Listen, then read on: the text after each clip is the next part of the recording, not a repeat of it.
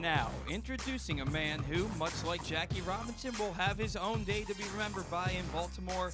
November 17th shall henceforth be known as Glenn Clark Day as he broke the internet barrier on November 17th, 2014, becoming the first internet sports talk radio show host in Baltimore history. Congratulations on the mediocrity. He is Glenn Clark. I'm sure that we should compare us to Jackie Robinson.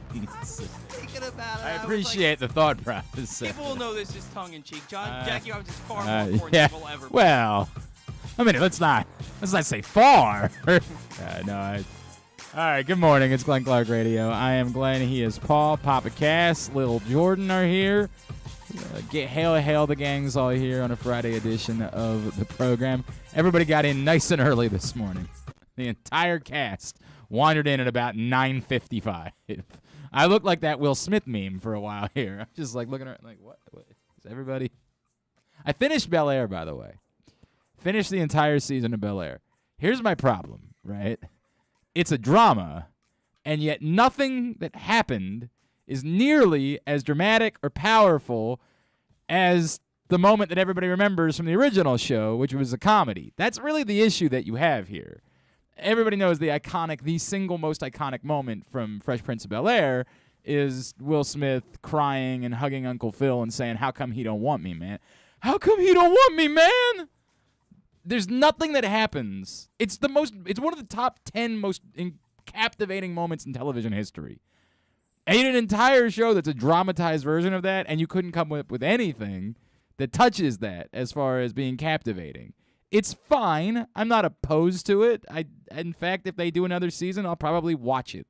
They certainly left it on a nice little cliffhanger, but I don't know. It's just fine. It's nothing more than that. You're telling me Better Call Saul is back on Monday? Is that what you're telling me? It should be back on Monday. I'm pretty sure. If it's not Monday, it's Sunday, but it's one of those two days. I mean, you did Tubular. Is it on Sunday? No, it's Monday. Okay, there we go. That's the answer to that question. And then the following Monday is when We Own This City begins on HBO. I am literally within 3 chapters of finishing the book, and then I'll start taking a look at the screener that HBO sent me for that, so we can do. We're gonna have some folks on. We'll be talking about We Own This City a good bit in the coming weeks because I am extraordinarily excited about it. The book is just.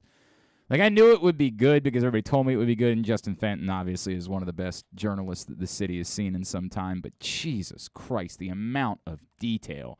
I mean, it's terrifying, right? It's terrifying thinking about what it is that he's writing about, but Jesus, the amount of detail is just insane. The layers in which he has, the reporting that went into writing a book like this is just bat-ass nuts. Different than The Wire, of course, in that The Wire is a fictionalized version of David Simon's accounts. This ain't. Does it start with Freddie Gray? No, it doesn't start with Freddie Gray in any way. It certainly covers Freddie Gray. There's no question that it gets there, but it starts well before Freddie Gray. And the detail of these stories, it's just unreal. It's unreal. Again, I want to make it very clear. I do not believe that even a small percentage of Baltimore police are crooked. I don't believe that for even a second.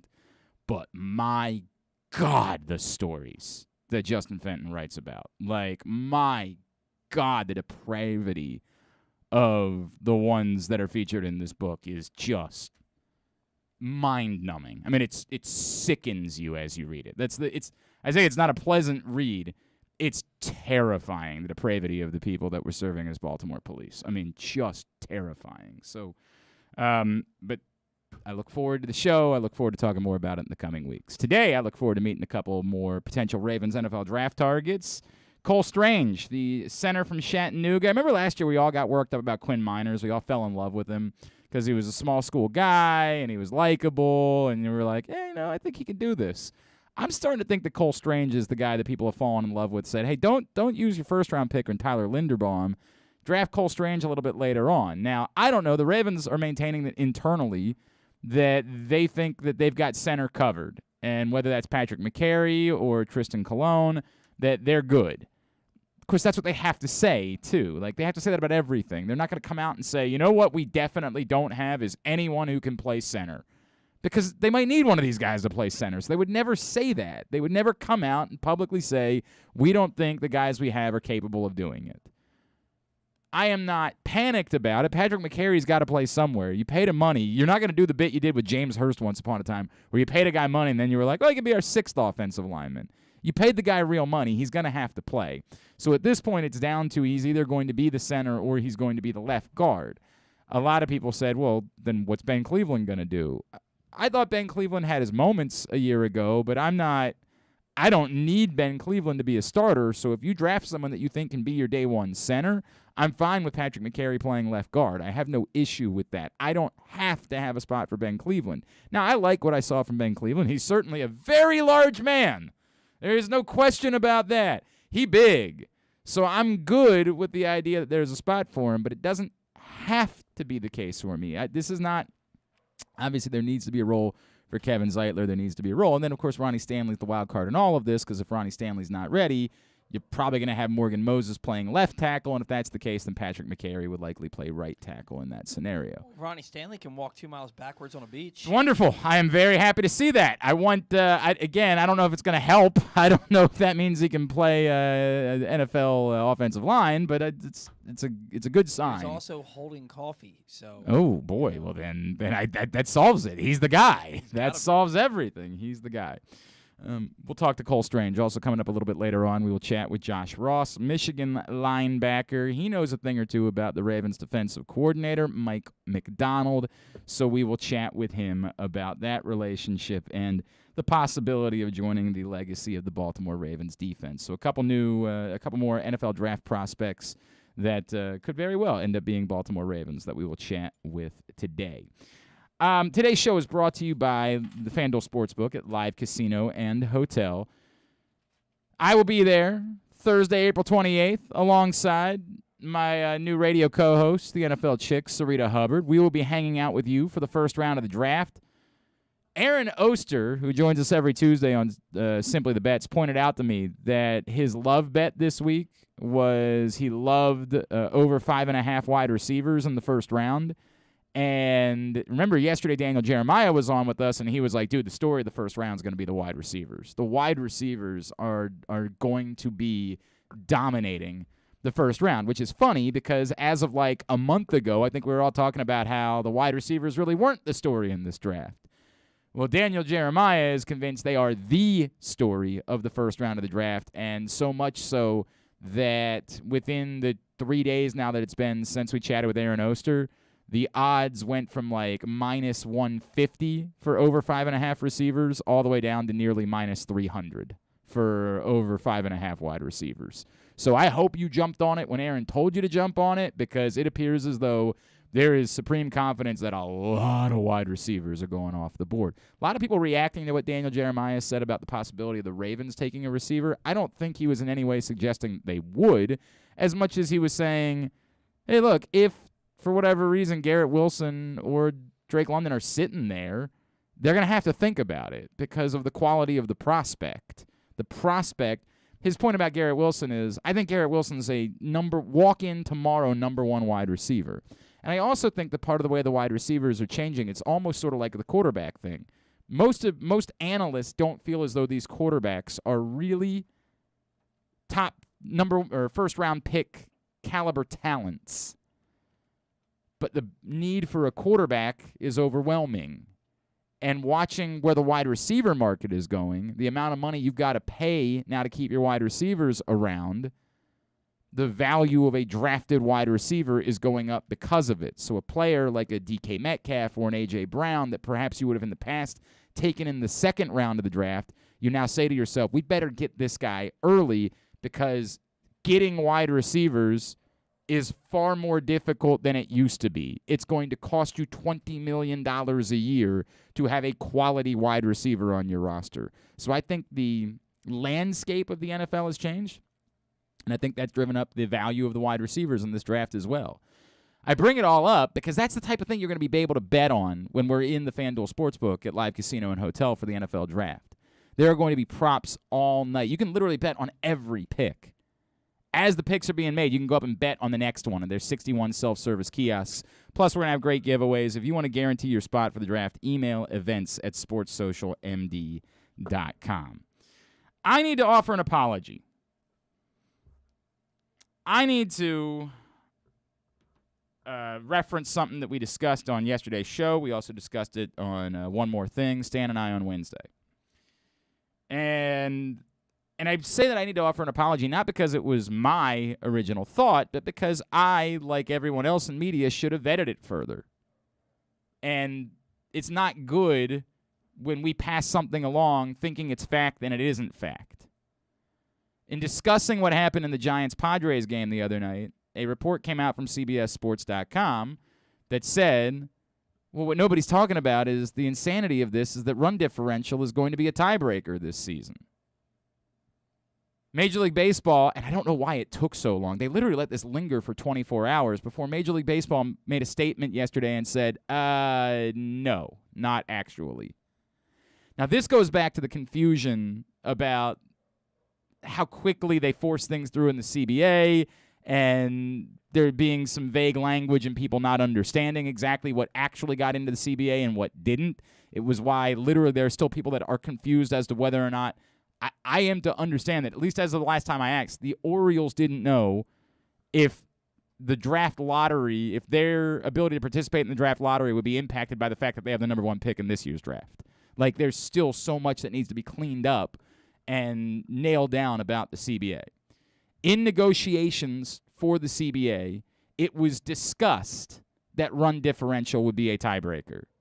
They ultimately went a different way. Major League Baseball put out the list of the various tiebreaker scenarios. The point is there will still be no Game 163. That will not exist. There will not be a Game 163 in baseball.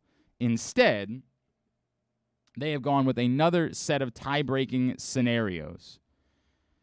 And I pull them up right now just to give you the list of what it is. The tie-breaking scenarios will be... Sorry, I moved it. All right. Head-to-head record, intra-division record, inter-division record, intra-division record, then inter-division record.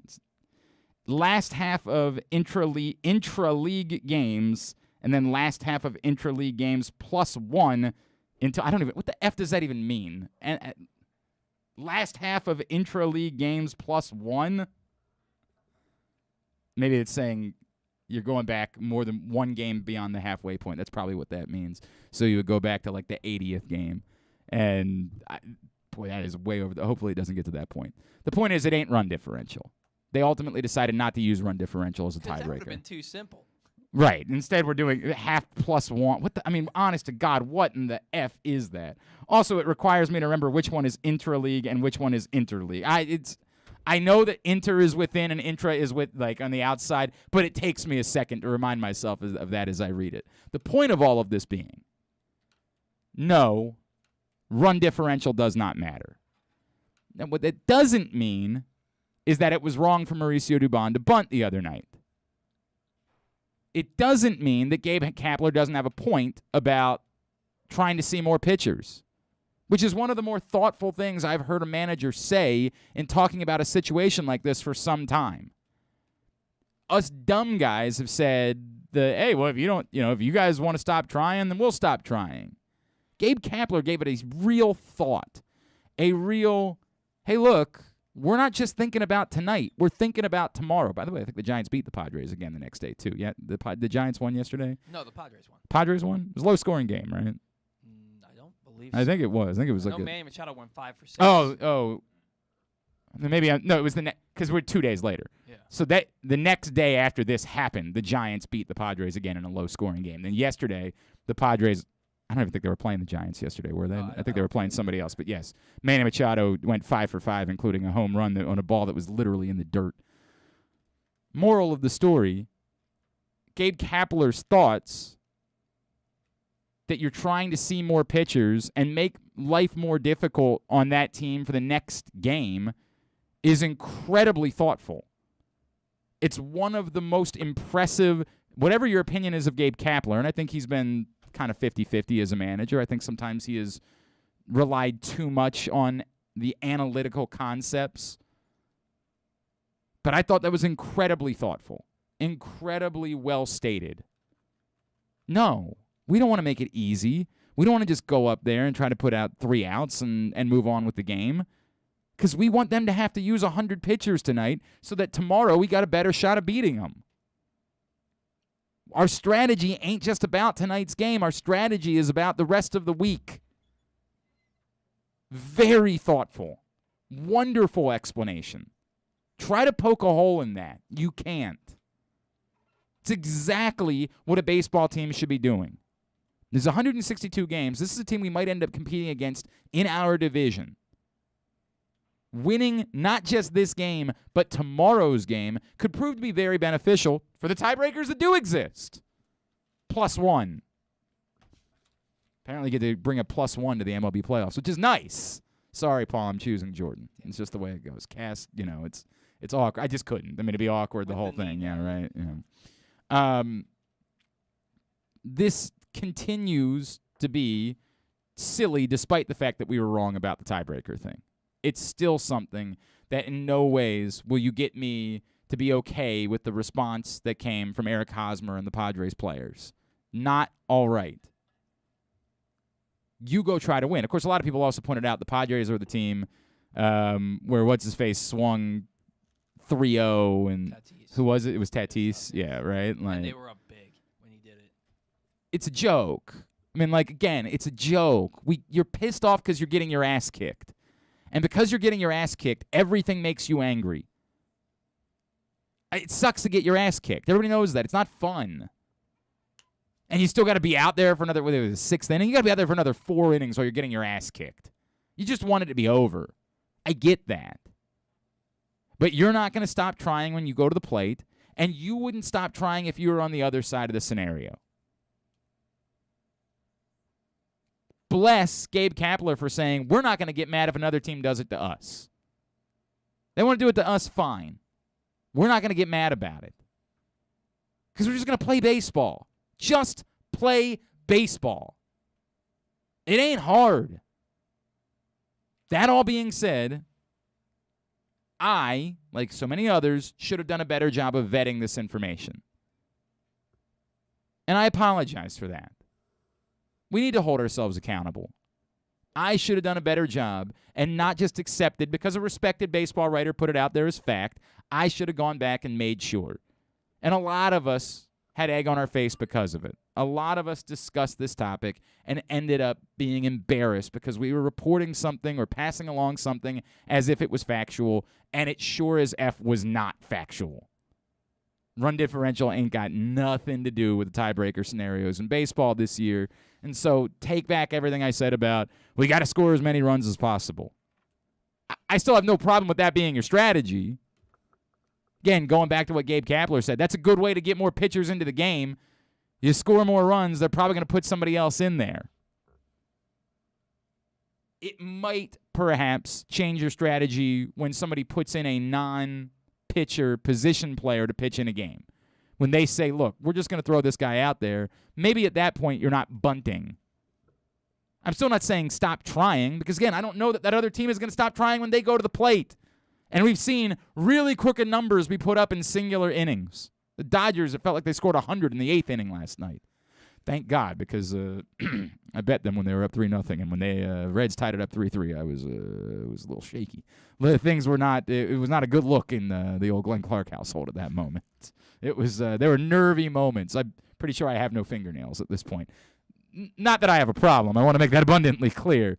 Just that it wouldn't have been pretty if that had continued to go the other way. So thank you to the Doyers. Thank you for getting the job done. Also, big thank you to the Cubs. That was a big win for me last night. For some reason, despite the fact that they were also up 3-0, their odds were damn near even money. I was like, this is weird. And they're playing the Rockies, who stink. I was like, what?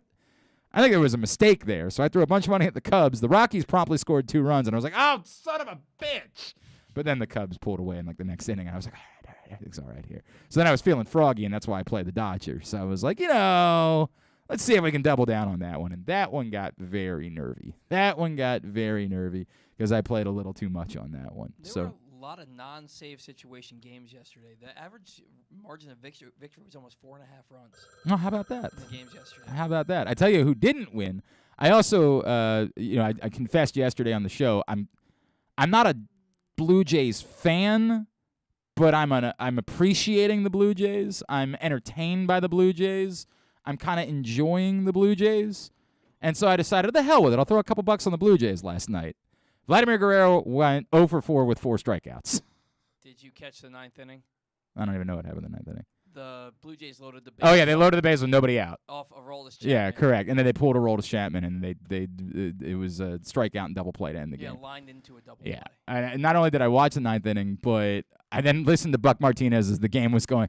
I have no qualms with Buck whatsoever, but literally, as the game ended, he said, "Yeah, the Blue Jays just never really had any good looks with runners in scoring position tonight." I was like, dude, they just had the bases loaded with nobody out.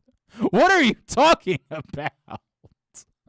What in the F? Like, did you write that before the inning started?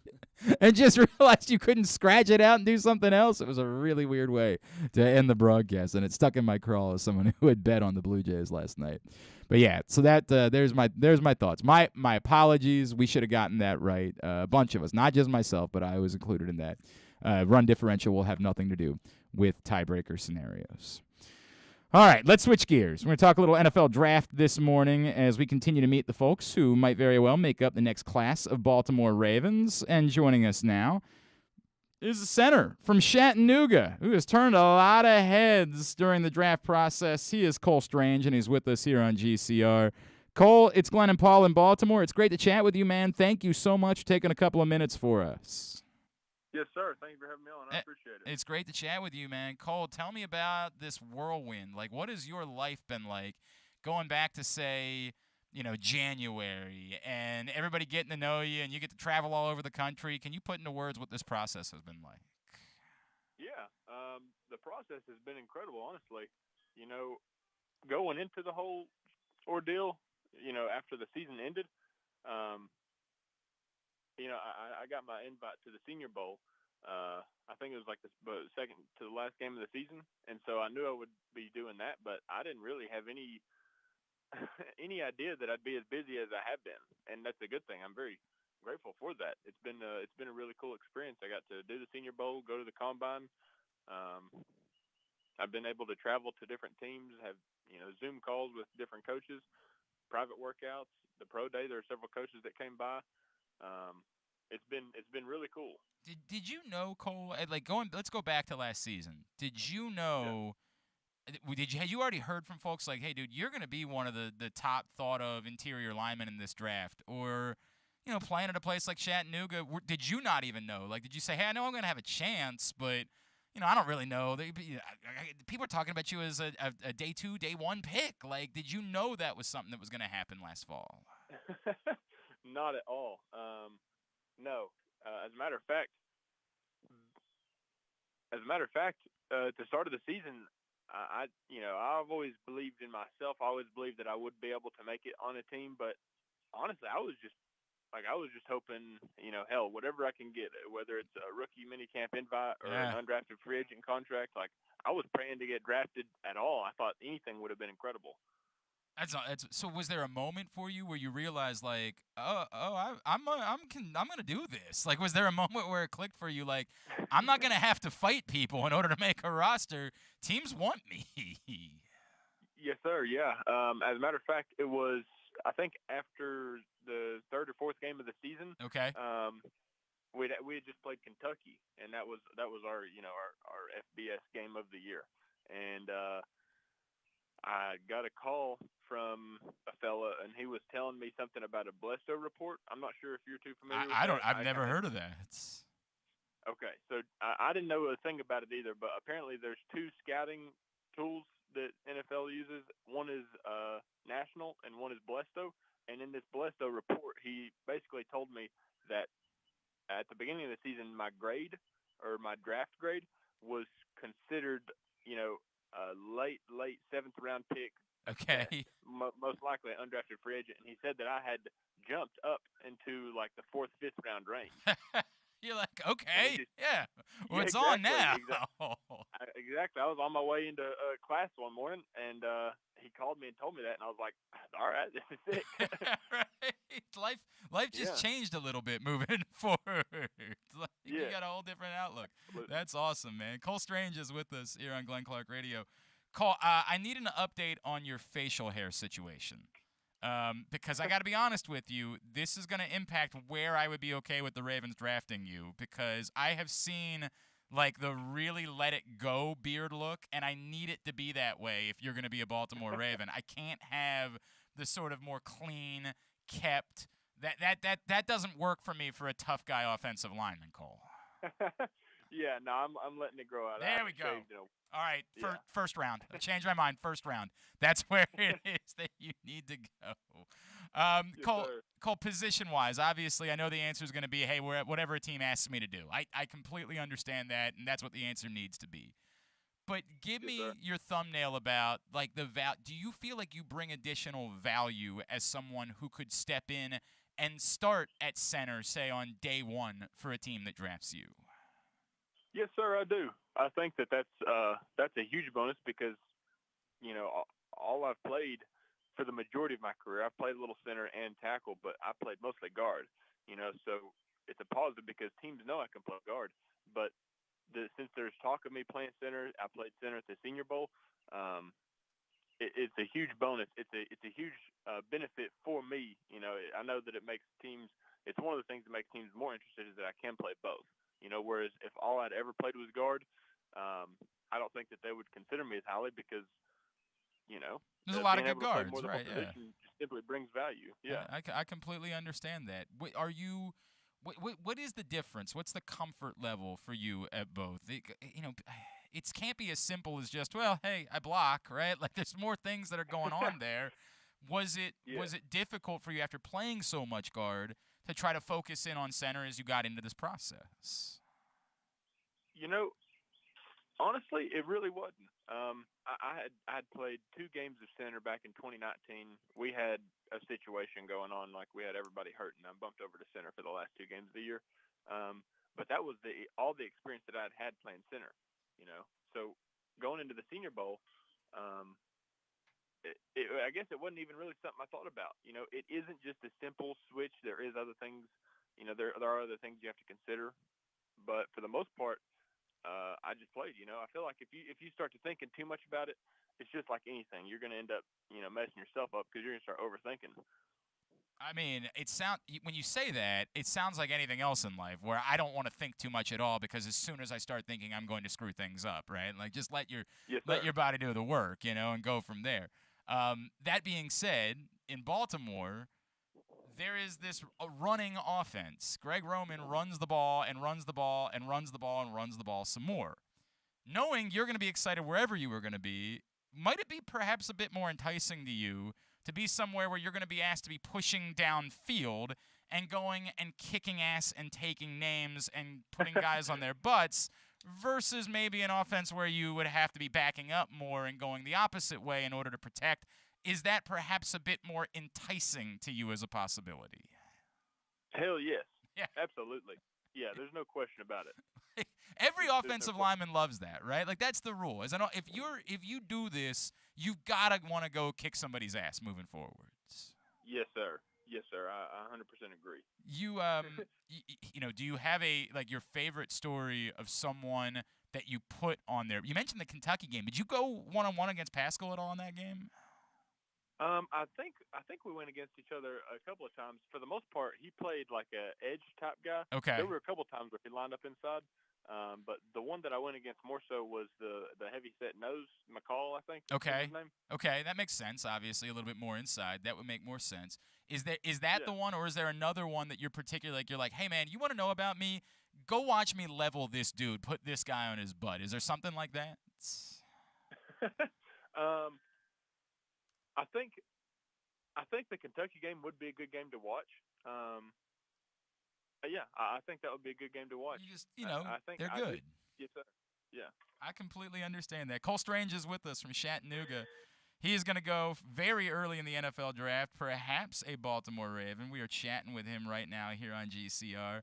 Cole, what is it that people still don't know about you, right? Like, tell me about Cole Strange, the dude, because obviously you're coming from a smaller school. We didn't get to know you the same way. They weren't profiling you on College Game Day last season. What do we need to know about you beyond the fact that you're an ass kicker on a football field? Yeah, well, I appreciate that. I guess this is a little bit something to do with it, and it's something I kind of say lighthearted. I think it's kind of funny. I know that a bunch of the reports on me are that I'm, too skinny or that I'm not big enough, and I kind of get a kick out of that.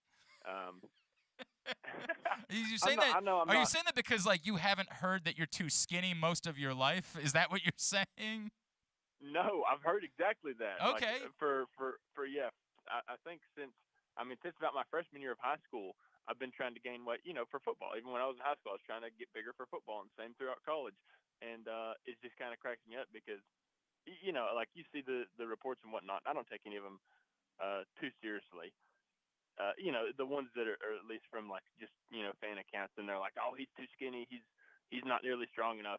It's like, there's a ton of other guys who are like less than 300 or right around my same weight. So,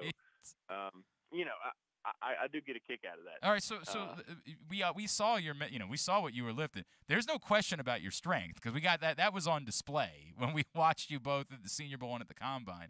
But what are you like? What do you weigh in right now? And are you still like when you were at the Senior Bowl? Did you find yourself maybe grabbing some more Reese's down there? Like, hey man, let me see if I can weigh in at 306 tomorrow instead of 304. Yes, it's always a battle of trying to gain more weight and weigh more than what you think you do. But I'm weighing in pretty good right now. The last time I weighed, I was 307. Okay, I think that was a couple of days ago. And it's kind of an odd story. I do not know what happened in the universe. Maybe Mercury was in retrograde. But at the Combine, it's a 4-day event, and that 4th day is when we do all the drills and whatnot. That 3rd day, they were, putting us through some tests and whatnot, and they weighed me, and I was 312. That sounds pretty reasonable. Yeah, I had been eating like a madman. The food that they gave us was incredible, and we could have as much as we wanted, which is something we really didn't have too much of at Chattanooga. We just got groceries and ate like that, but they gave us as much food as we wanted. And I weighed 312, and I talked to my agent, and he's like, yeah, maybe go ahead and try and take it easy so that we can run fast tomorrow. So it was like the first time in my life I was like actively focusing on trying not to stuff my face. That's funny. That's funny. Until I was past full. Okay, so where do you want to play at? Like, what's the comfortable weight for you for playing? At the very moment, I feel comfortable playing at 305, 306. Okay. But it's one of those things where I feel like it grows over time because the first time I hit 300 was 2 or 2.5 years ago. Okay. And I felt bloated as can be. Really? I looked at the scale and it said 300, and I was like, holy shit, like this is insane. And I felt like I was about to puke. And now, like, you know what I mean? Now it's like 305 is very comfortable. Whenever I'm hungry and haven't eaten all morning and I weigh myself and I'm like 304, I'm like, man, I'm light. Wow. You really feel it down to the pound. Wow. Yeah, it's a growing thing. You know what I mean? So I feel like in a couple of years, with the NFL, I know that the training table that they have, the food, the supplements, and the nutritionist program. Yep. Like with all the right, with all the right things, I guess you would say, I feel like I could get up to 310. Okay. And feel comfortable playing it. Just because it's a different type of weight that you're talking about at that point. It's not. Yes. Yeah, it is, and it's one of those things where I wouldn't want to continue to gain weight if I'm going to play slower. No, I understand exactly what you're saying. This is fascinating stuff, man. Like, this is really, like, I wish that I cared this much about, like, what I felt at a certain weight. I should probably pay more attention now, starting. I might want to think about that moving forward. Okay, with that in mind, then give me Cole Strange is hosting a barbecue, all right? Okay. What's on the grill? Give me, like, the 3 most important sides if Cole Strange is hosting a barbecue. Okay.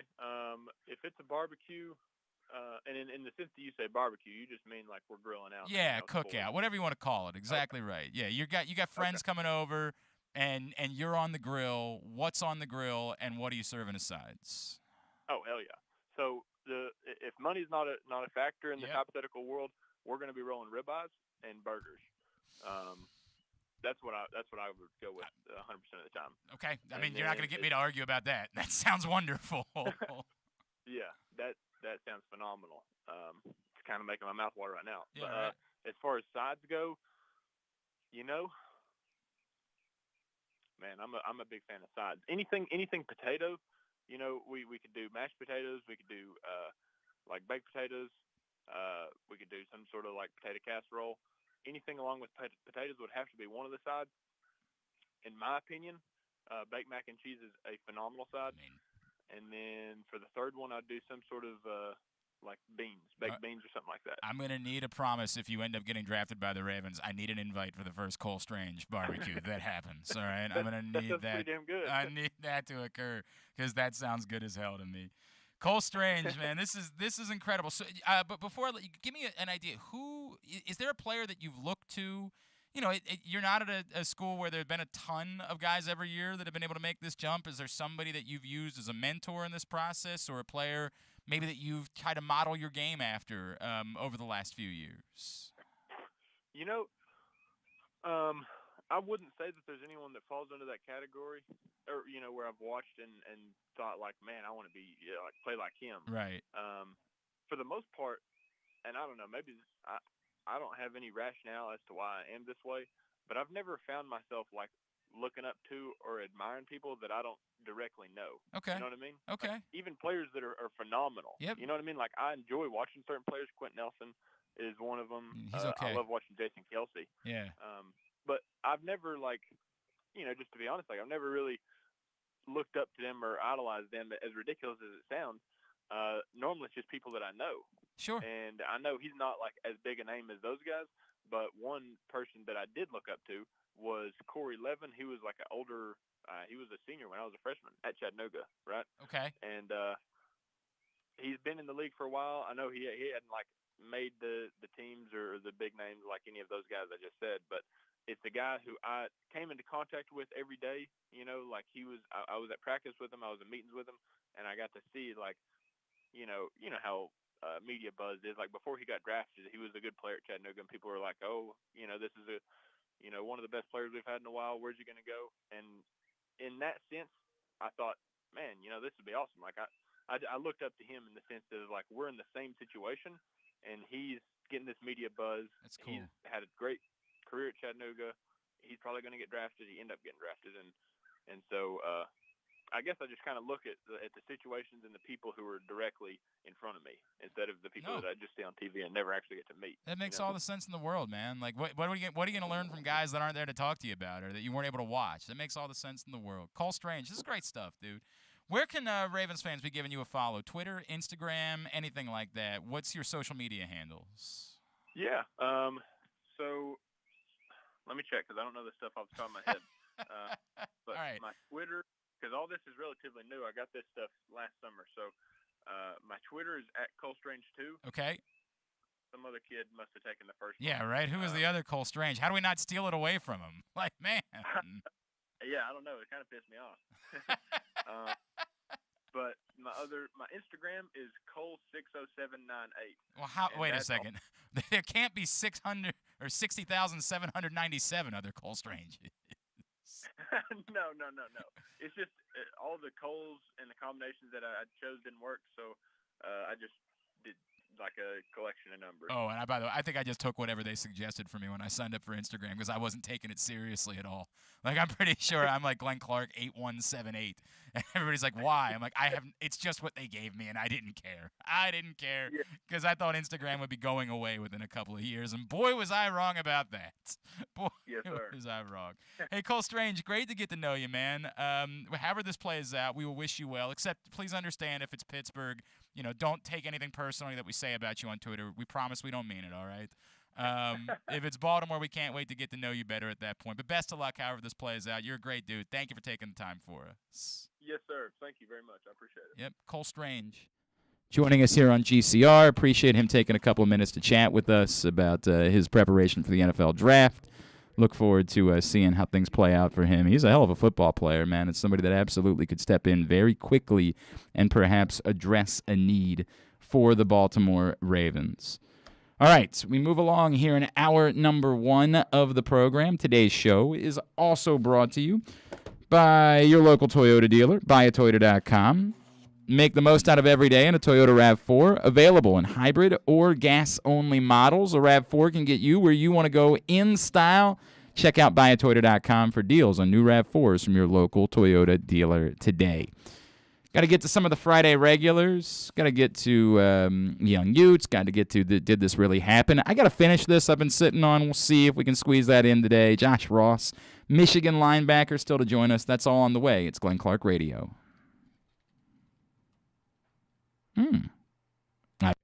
Sports fans, the wait is over. The all-new FanDuel Sportsbook is now open at Live Casino and Hotel in Hanover, Maryland. This is your chance to win big right in your own backyard. Bet on every sport with self-service kiosks and watch all of the action from the best seat in the house. Make every moment more at the all-new FanDuel Sportsbook at Live Casino and Hotel in Hanover. Please play responsibly. Gambling problem? Please call 1-800-GAMBLER or visit mdgamblinghelp.org.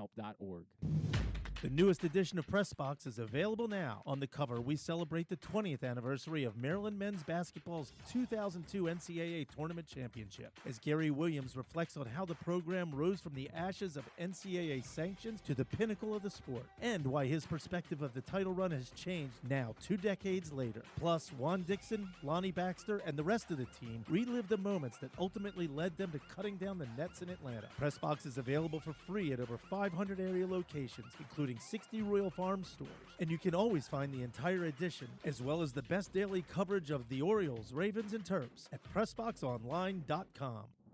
Answering Baltimore's calls for help, running in when others run away, working together toward one shared vision for a thriving city. That's your Baltimore Police. But the department needs more good people, people like you. Join a proud new generation of Baltimore Police and make an active difference in your community. Start with competitive wages and excellent benefits on day one. Join for good at bpdrecruit.org. Stan the Fan here, welcoming back one of my favorite sponsors, the Costas Inn. And everybody around Baltimore knows the Costas Inn is a great place to go and grab crabs, steaks, salads, soups, whatever's on your mind to eat in person. But did you know that the Costas Inn has upped their game? They are now one of the premier takeout places in Baltimore. Give them a call now to order your food, 410-477-1975. That's the Costas Inn over 4100 North Point Boulevard. The biggest pro wrestling stars today and all time all have one thing in common. You've heard them on Jobbing Out. Matt and Nick Jackson, the Young Bucks. Thanks for having us, man. Appreciate it. The great Kurt Angle. Thanks for having me on the show. I appreciate it. Matt Riddle. Yeah, man. Thanks, man. The champ, Drew McIntyre. Oh, thank you for having me. The great Ron Simmons. Keith Lee. Appreciate you guys having me, man. Bill Goldberg. My pleasure. Charlotte. Thank you so much for having me. Mick Foley is with us. This is the greatest name for a wrestling show I've ever heard. MJF. I'm glad you're happy I'm on this show because I'm freaking miserable. Le champion. Chris Jericho. Le champion. AJ, Aaron, Brandon, and Glenn are talking pro wrestling every week on Jobbing Out. Find it at PressBoxOnline.com/radio, iTunes, and SoundCloud. Stay tuned. Your chance to win $1 million is coming up. Probably not from us. You're listening to Glenn Clark Radio. Stephon Gilmore officially signing with the Colts. Sort of surprised that he lasted as long as he did. I get it. He's not the one-time complete lockdown corner that we thought he was in New England, but still surprised there wasn't a team that took a chance a little bit earlier on in the process. But he ends up in Indianapolis. As we continue along here on a Friday edition of Glenn Clark Radio, today's show is also brought to you by Glory Days Grill, where the seasonal menu is available. I feel like you could bring me down still a bit. I still think I'm a bit, I think that's better. That's better. All right, the seasonal menu is available, the spring seasonal menu, and so many wonderful things on that spring seasonal menu, including, how about the Cracker Jack Sundae with the waffle, ice cream, and Cracker Jacks. Sound pretty good? This one sounds unbelievable. The flash fried pork belly with the popular Korean No. 2 sauce. If you've never had the Korean No. 2 sauce at Glory Days Grill on your wings, walk there in order to try it. Get the opener, the flash fried pork belly with the No. 2 sauce. all on that seasonal menu available right now. Get your order in glorydaysgrill.com. This is a very good question. Tom says, Glenn, in past years, there's been one player that you have coalesced around as being the guy you were in love with going into the NFL draft for the Ravens to take. I remember your heartbreak when Corey Davis went far earlier than the Ravens could have gotten him in that particular draft. It's true, I was in love with Corey Davis. Oh, my God. I had posters on my wall. At night in my sleep, I was saying my wife was like, what's going on here? I was like that meme where she's like, I bet he's thinking about other women, and as it turns out, I was just watching, in my head, I was watching Corey Davis film. Is there someone that you have felt that way this year? I've heard you talk a lot about Jordan Davis. Maybe you have a Davis thing. Maybe I do. I've been giving that much thought. How do you feel about Chris Davis? Yeah, I was not as enamored. There was a time where I was in love with Chris Davis like everybody else was.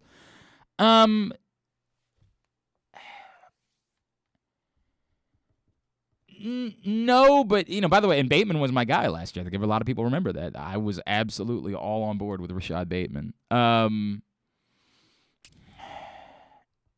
Jordan Davis is as close to that this year. The problem to me is that I feel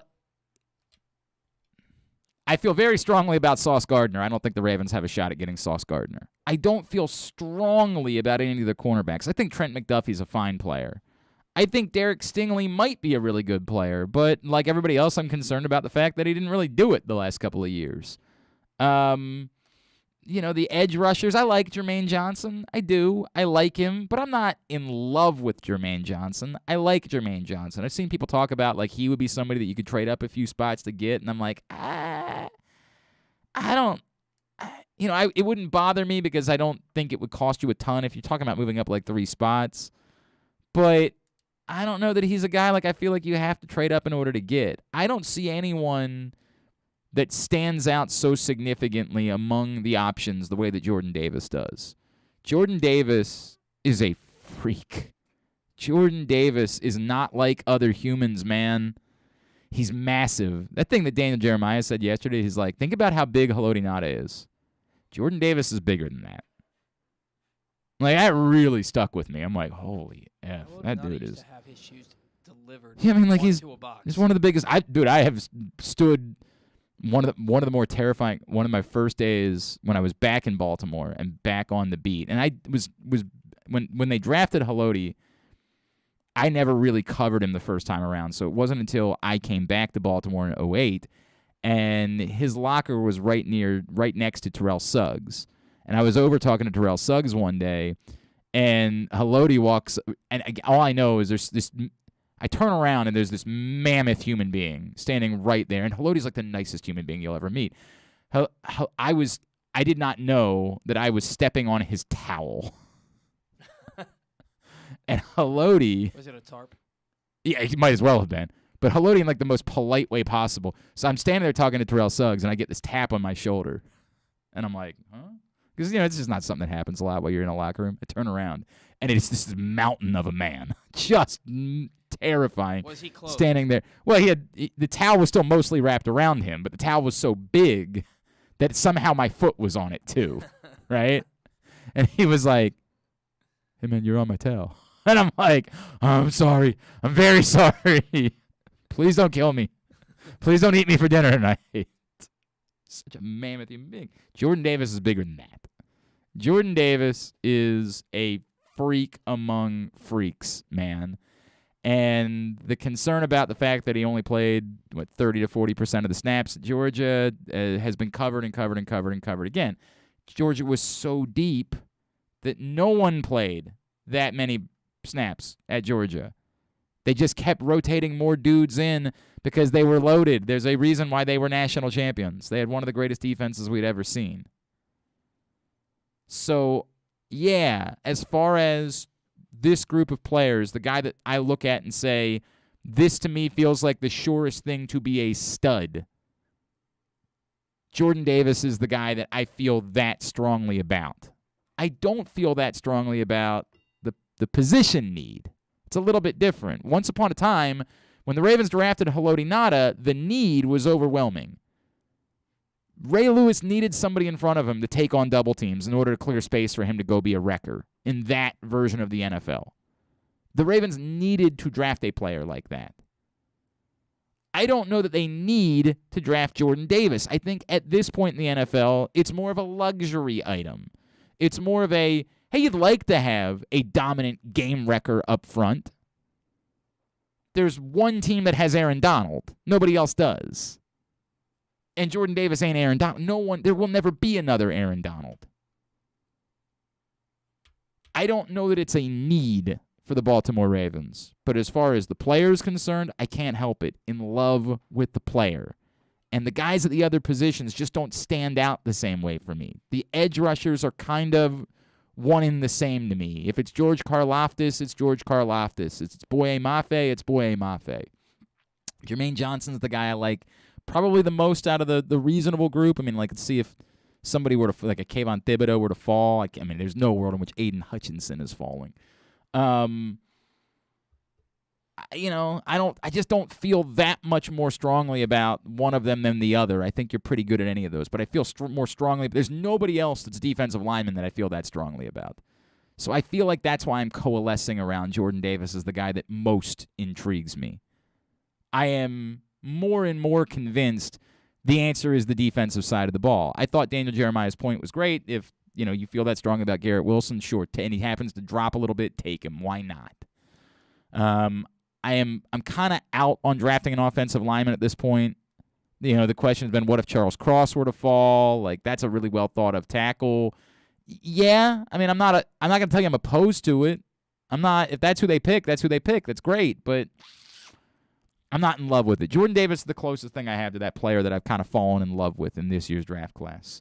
And then the idea of, this was from Cody.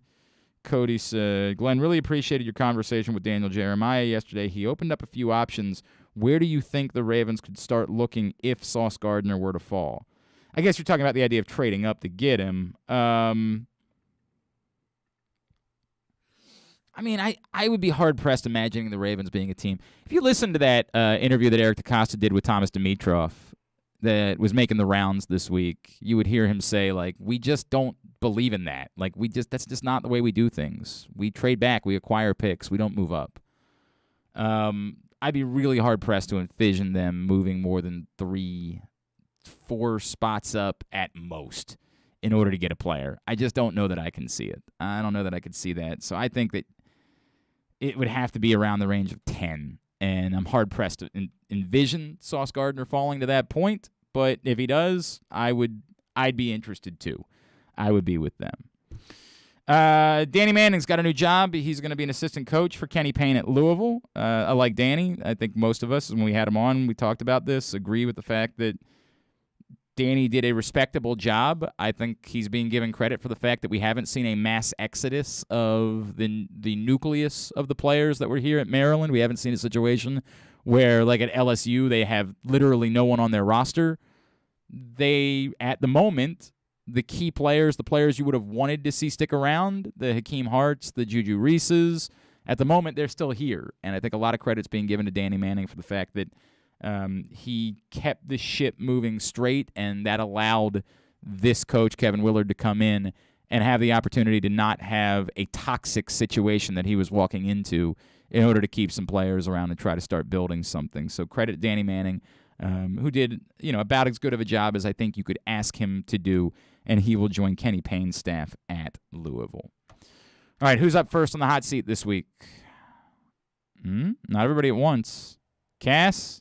No, you think it's Jordan? All right, we'll try Jordan then. Oh, boy. Oh, boy. Somebody else want to whistle?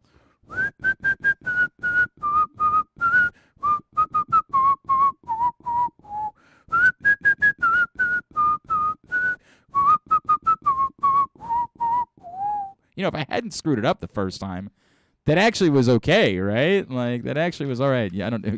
We're turning off. I muted myself. We're having a microphone problem today. Everybody's been muted. Young Utes brought to you today by the Baltimore Police, who are still looking for some folks Join a proud new generation of Baltimore police and make an active difference in your community. Start with competitive wages and excellent benefits on day one. Join for good, bpdrecruit.org. Jordan, before we get into Young Utes, and Kaz, maybe you can explain this to me too. Why am I seeing everyone on Twitter use the phrase, my brother in Christ, over the course of the last week? Where did that come from? I know. We need to we need Jordan up a little bit. I know people have been saying it forever, but I don't know why. No, it's like just religious people trending. say it. I'm telling you, this is like everybody. Everybody on Twitter this week is using the phrase, my brother in Christ. It had to come from somewhere, some sort of a meme, some sort of I don't know what it is, and it's driving me nuts. Search the phrase, my brother in Christ, and you'll just find nothing but a billion tweets about it, and I don't understand it even a little bit. It's clearly some sort of joke, or it's connected to something, and you're supposed to be my entree into what it is that the young people are doing. You got an answer? No, search it on Twitter, dummy. Go to Twitter. I said this is on Twitter. Go search, like literally, it's everybody just starting their tweet with, somebody's tweeting about, there's a No Way Home proof Spider-Man doesn't need to be an Avenger anymore. My brother in Christ, that was literally the point of the whole film. Like anybody is just saying, my brother in Christ, that's the same picture. They're just using that phrase to set up their tweet, and I don't understand it, and I feel as old as I am at this point. You've got nothing. Yeah, you have nothing. I have it. Okay. It's from this, I don't know exactly the game, but I've heard a lot about it. It's from this game called Elden Ring. Okay. I've heard about Elden Ring. I don't know the game. But what does it have to do with Elden Ring? It's like a line one of the characters uses or something like that, and then people like just memed it. Now they're just using it as like sarcasm in a sense. Okay. This is dumb. No, it is dumb. This is proof that we need to turn Cass up too. This is proof that social media is not for me. This is proof that this is not. I'm out. I'll never be in on this. I don't understand. Like, is there any way to make it funny, or is it just we all know what Elden Ring is, and now we're all saying it on Twitter? Like, is there anything about it that's possibly funny? No. If you notice, it's literally just all dudes. Not a single female. Oh, is it? Hey. Is it? Yeah. Well, I mean, Hey. it does say my brother in Christ. I have no clue. It's been driving me nuts all week because I keep seeing it. I'm just like, what the hell? How old am I? All right. What do you got for us? What are the young Utes, besides saying my brother in Christ? What are the young Utes talking about? Well, did you know that Ben Affleck and Jennifer Lopez? They're in their 50s. Is this what the young Utes are talking about? Yeah. People care about Ben Affleck. This and is J-Lo. this is something that I would have cared about in like 1998. Like, I don't know. do people care about this? I care about Ben Affleck. He doesn't even have to continue with the story for me to say that this is a win. Wow. Yes. Just that it's about them too. The young Utes really care about his this. new Yes. movie, Deepwater, was trash. No, I did not it didn't like look good. It's on one of the it- streaming services, Yeah, right? It's on It's Hulu? HBO Max. I don't know. Yeah, It's on one of One them. of them. It was terrible. But so, did you hear he proposed to her while she was in a bubble bath and referred to it as Saturday night while at my favorite place on earth, my beautiful love got on one knee and proposed. I was taken totally off guard and just looked in his eyes, smiling and crying at the same time, trying hard to get my head around the fact that after 20 years, this was all happening all over again. When And did I they? said, When were they first engaged? What year? What year did they first get engaged? They were previously set to marry 18 years ago. They got engaged in November 2002. That was legitimately 20 years ago. She's right about that. Legitimately 20 years ago. Look, I don't care. Let me start with that. I don't care because in that way, they say, God bless it. When people find happiness, I'm all for it. Wherever you find, I love, God bless, whatever it is that you're doing. These two seem to have loved attention as much as anything else, so I'm kind of never really sure with them what's going on, right? Like if something's real or if it's just about getting attention. I don't think this is about attention. You sure? I mean, it could be. It really could be. But, like, at the end of the day, like, I think that they really did love each other. Maybe they did. And maybe it's both. Maybe it's convenient that it's both. They just both boy. Her more than him. I agree with that. I would Seem say to more be- her than him. She seems to be someone who genuinely enjoys attention.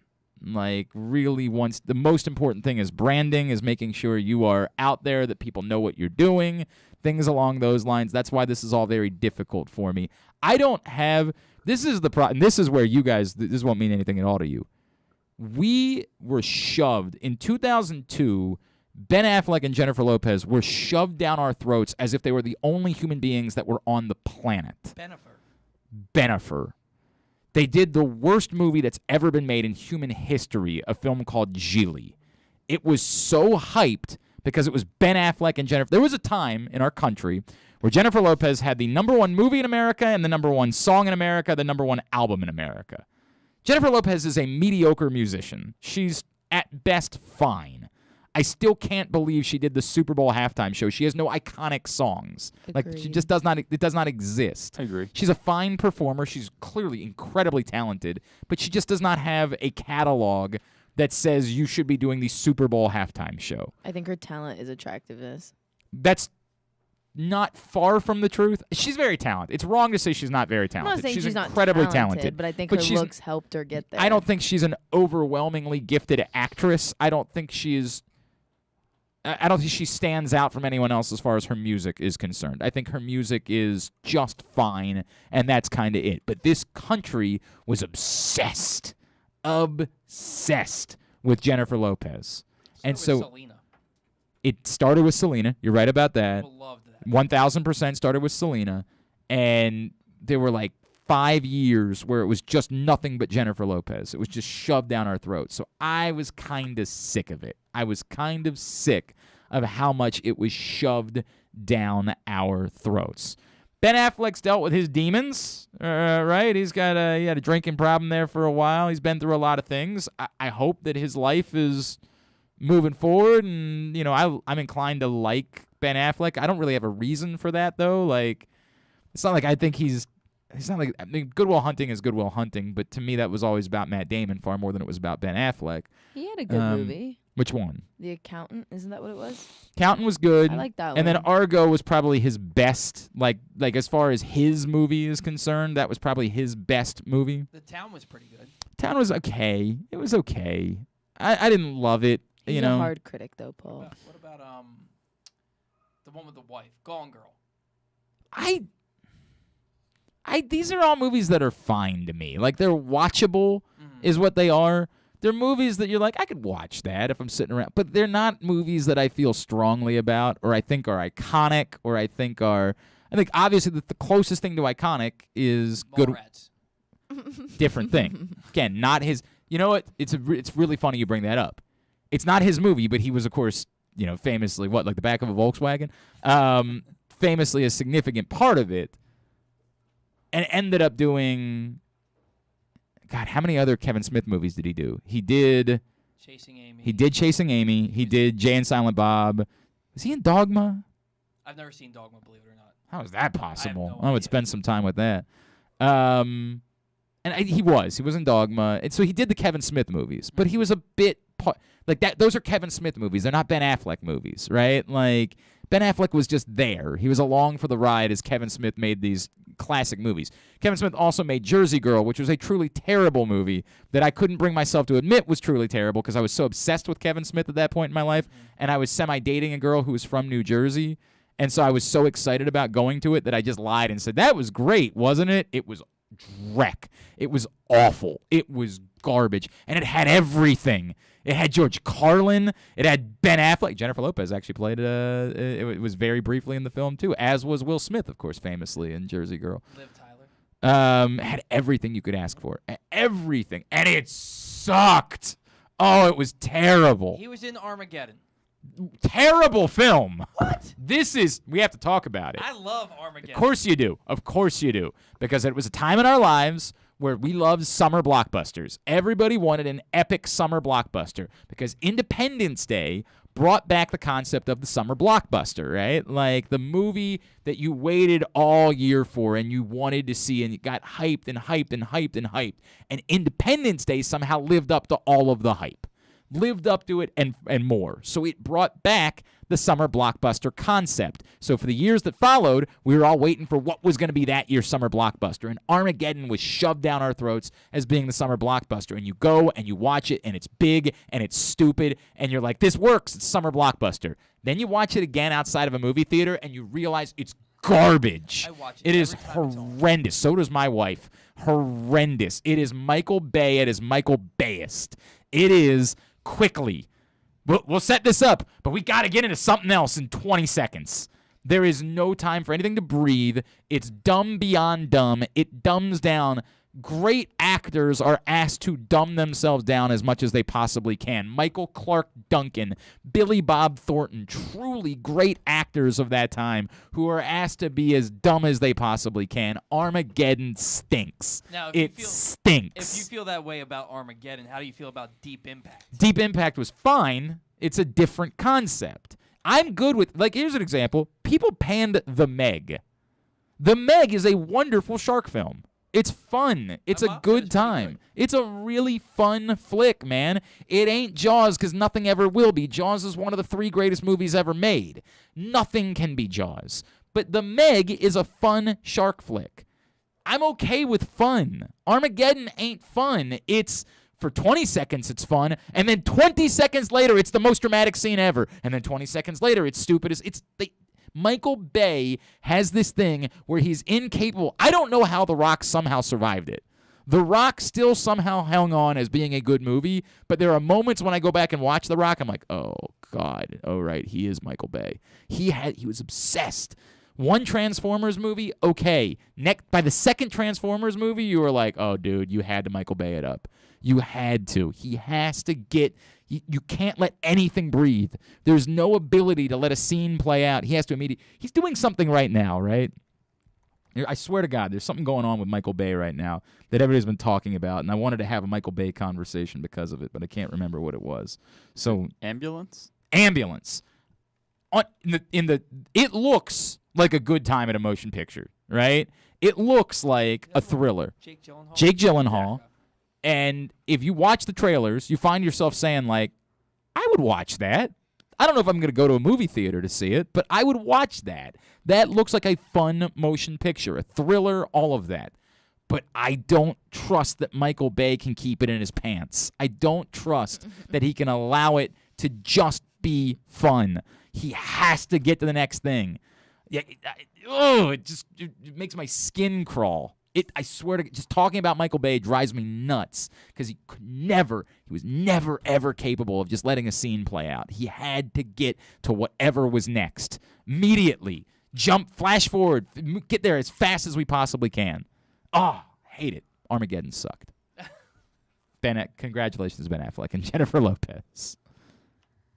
The next one is I just went on a Michael Bay rant, and I don't know how we got there. Thank you, Paul. Paul threw out Armageddon. It really screwed him. Idris Elba. Well, I'm in. Whatever it is, I'm in. Says he sold weed to Dave Chappelle to support his early acting career. So cool. Yeah. I mean, do the young people care about that? I care about Dave Chappelle and Idris Elba. I mean, I love Idris Elba. Don't get me wrong. I think Dave Chappelle is hilarious. I don't think you compare it to the young youths. Yeah, no offense. I don't think that this is something that you're talking about. Again, 50-year-old actors. Like you're really. You're going heavy in the 50-year-old world. Dave Chappelle is hilarious. He's had a few. Are you doing the scene now? Or you? Yeah, right. Nick Cannon is hilarious. Yeah. So, Elba the story is Elba moved to America, and he was struggling to find work, so he was a bouncer at a club. By the way, I nearly nailed it. Chappelle's 48, Elba's 49. Oh. Yeah, nearly nailed it. And Elba then was like, I need more money on the side. I'm going to sell weed. And then Chappelle hit Elba up to be his plug, and now they're friends. Cool. God bless. I mean, Papa bless. I don't know what else there's to say about that. It's a neat story, and I like these gentlemen, although Dave Chappelle's, I've struggled with it, right? Like, I'm not a cancel person. I'm not anything like that, but it's got to be funny, and there were a couple times where it really did cross the line between funny and just plain cruel. Like, it really did, and I tried. Some of his old skits. Well, I mean, yes, the Chappelle. You have no clue how Chappelle's show overwhelmed the nation.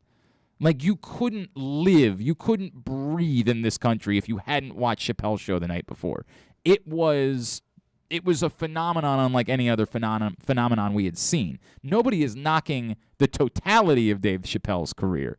It's that more recently it has felt like his own desire to be like I'm going to be the guy that cancels cancel culture has led him astray. Instead of just being funny, he's been desperate to, I have to do the transgender stuff in every special that I do. And, like, it's just not interesting. It's not funny. I get that you think you're saying something or that you're pushing a boundary, but, like, you can push boundaries if you're fun. It's like Chris Rock making a G.I. Jane joke. Dude, it ain't funny. Like, I'm not saying you deserve to be slapped, but it's just not a funny joke. Yeah. You be funny, and you can get away with just about anything you want to get away with, as long as you're actually funny. This felt way more like a weird form of activism from Dave Chappelle in more recent years, where it was more about him making a statement, and it lost the funny in the process. And that's the bothersome part to me about Dave Chappelle, is that, like, dude, I know how funny you are. Just be funny. All this other stuff, being mad because people are trying to cancel you, get over it. Be funny. And that stuff just wasn't funny. It was weird and at times borderline cruel. But I like Dave Chappelle. I love Idris Elba, obviously, and this year is the 20th anniversary of the first episode of The Wire. So we'll be doing some coverage later on the year of that. And this is important because you got a strike on number 2, so we got to see how you do on number 3. So, comedian Drewski. Yeah? Oh, yeah. Okay. So, I have no idea what this. I don't know what a Drewski is. Everyone on social media, he's like best friends with Jack Harlow. Everyone loves him. I hate him. I think he is. I feel like you've talked to me about him before. I think he is so terribly unfunny. I do not get his crate. He makes no good jokes. He makes these dumb skits that are just horrible. They're terrible to watch. Agreed. But everyone loves him. Everyone my age. I think it's just because of Jack Harlow. Yeah. And so, anyways, he made a skit that he then deleted and is now being canceled over it, rightfully so, because, and this is the theme of most of his skits, they're like playing on pop culture, stuff like that. So he played the character of a man at a party targeting an attractive woman and encouraging her to drink more. Near the end of the skit, his character stares down the woman and like makes a seductive face as she dances with her friend. And he captioned it, it was the laughing emoji and then like a face palm. Say it one more time. So he made a skit where he was like playing a man who encouraged a woman to like drink a lot so he could like take her home. So he could rape her. Yeah. Okay. We gotta use the actual terms here. Yeah, he was making like a rape joke, and then everyone afterwards were like, no, he's bringing awareness to it, and everyone was like, he's not bringing awareness to it. He tried making a joke. The caption was literally the laughing emoji with a facepalm. And the thing is, he's not funny. He does stuff like this all the time where it's horrible. There's no comedy aspect at all. This literally almost goes back to what I just said. As long as you're funny, you can do a lot of things, right? Like if it's actually funny, you can push boundaries and you can have conversation and you can be art. I certainly don't give a rat's ass about this because I don't even know who this person is. Do the young youths care? Not about him. I would say that if this was like someone like Addison Rae or Charlie D'Amelio or I don't know, Noah Beck, like some high top influencer on TikTok, and they did this, it would be probably like the most big deal on social media. Okay. But this guy, like, I don't think young youths really care about him. Womp womp. Boo, you suck. Look, man, I don't care. I also understand that, like, the concept of art, like, if you make a movie and it involves a scene like that, you're not necessarily encouraging someone to do it. You're telling a story. So it's a very fine line with art and where art influences life. And I don't know enough about this dude to understand whether or not what he does there's a clear line between the two things. I just couldn't tell you. I don't know. He's got like 4 million followers on Instagram. He's been on tour with J. Cole, just as like a comedian. Like he doesn't. You can go to a J. Cole show and the opening act's gonna be a comedian. He's best friends with Drake, best friends with Odell Beckham, best friends with Jake Paul.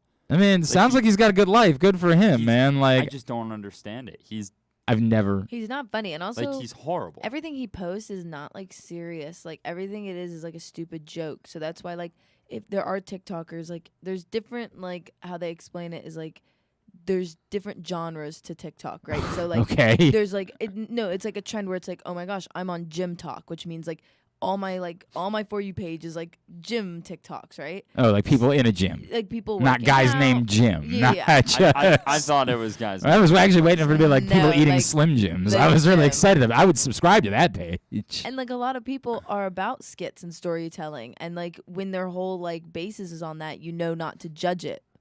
But then when it's just some guy who like makes jokes, because I saw the video and I thought the same thing. I was like, that's kind of like messed up. Like that doesn't seem right because it's not his agenda. It's not what he does. This is very weird.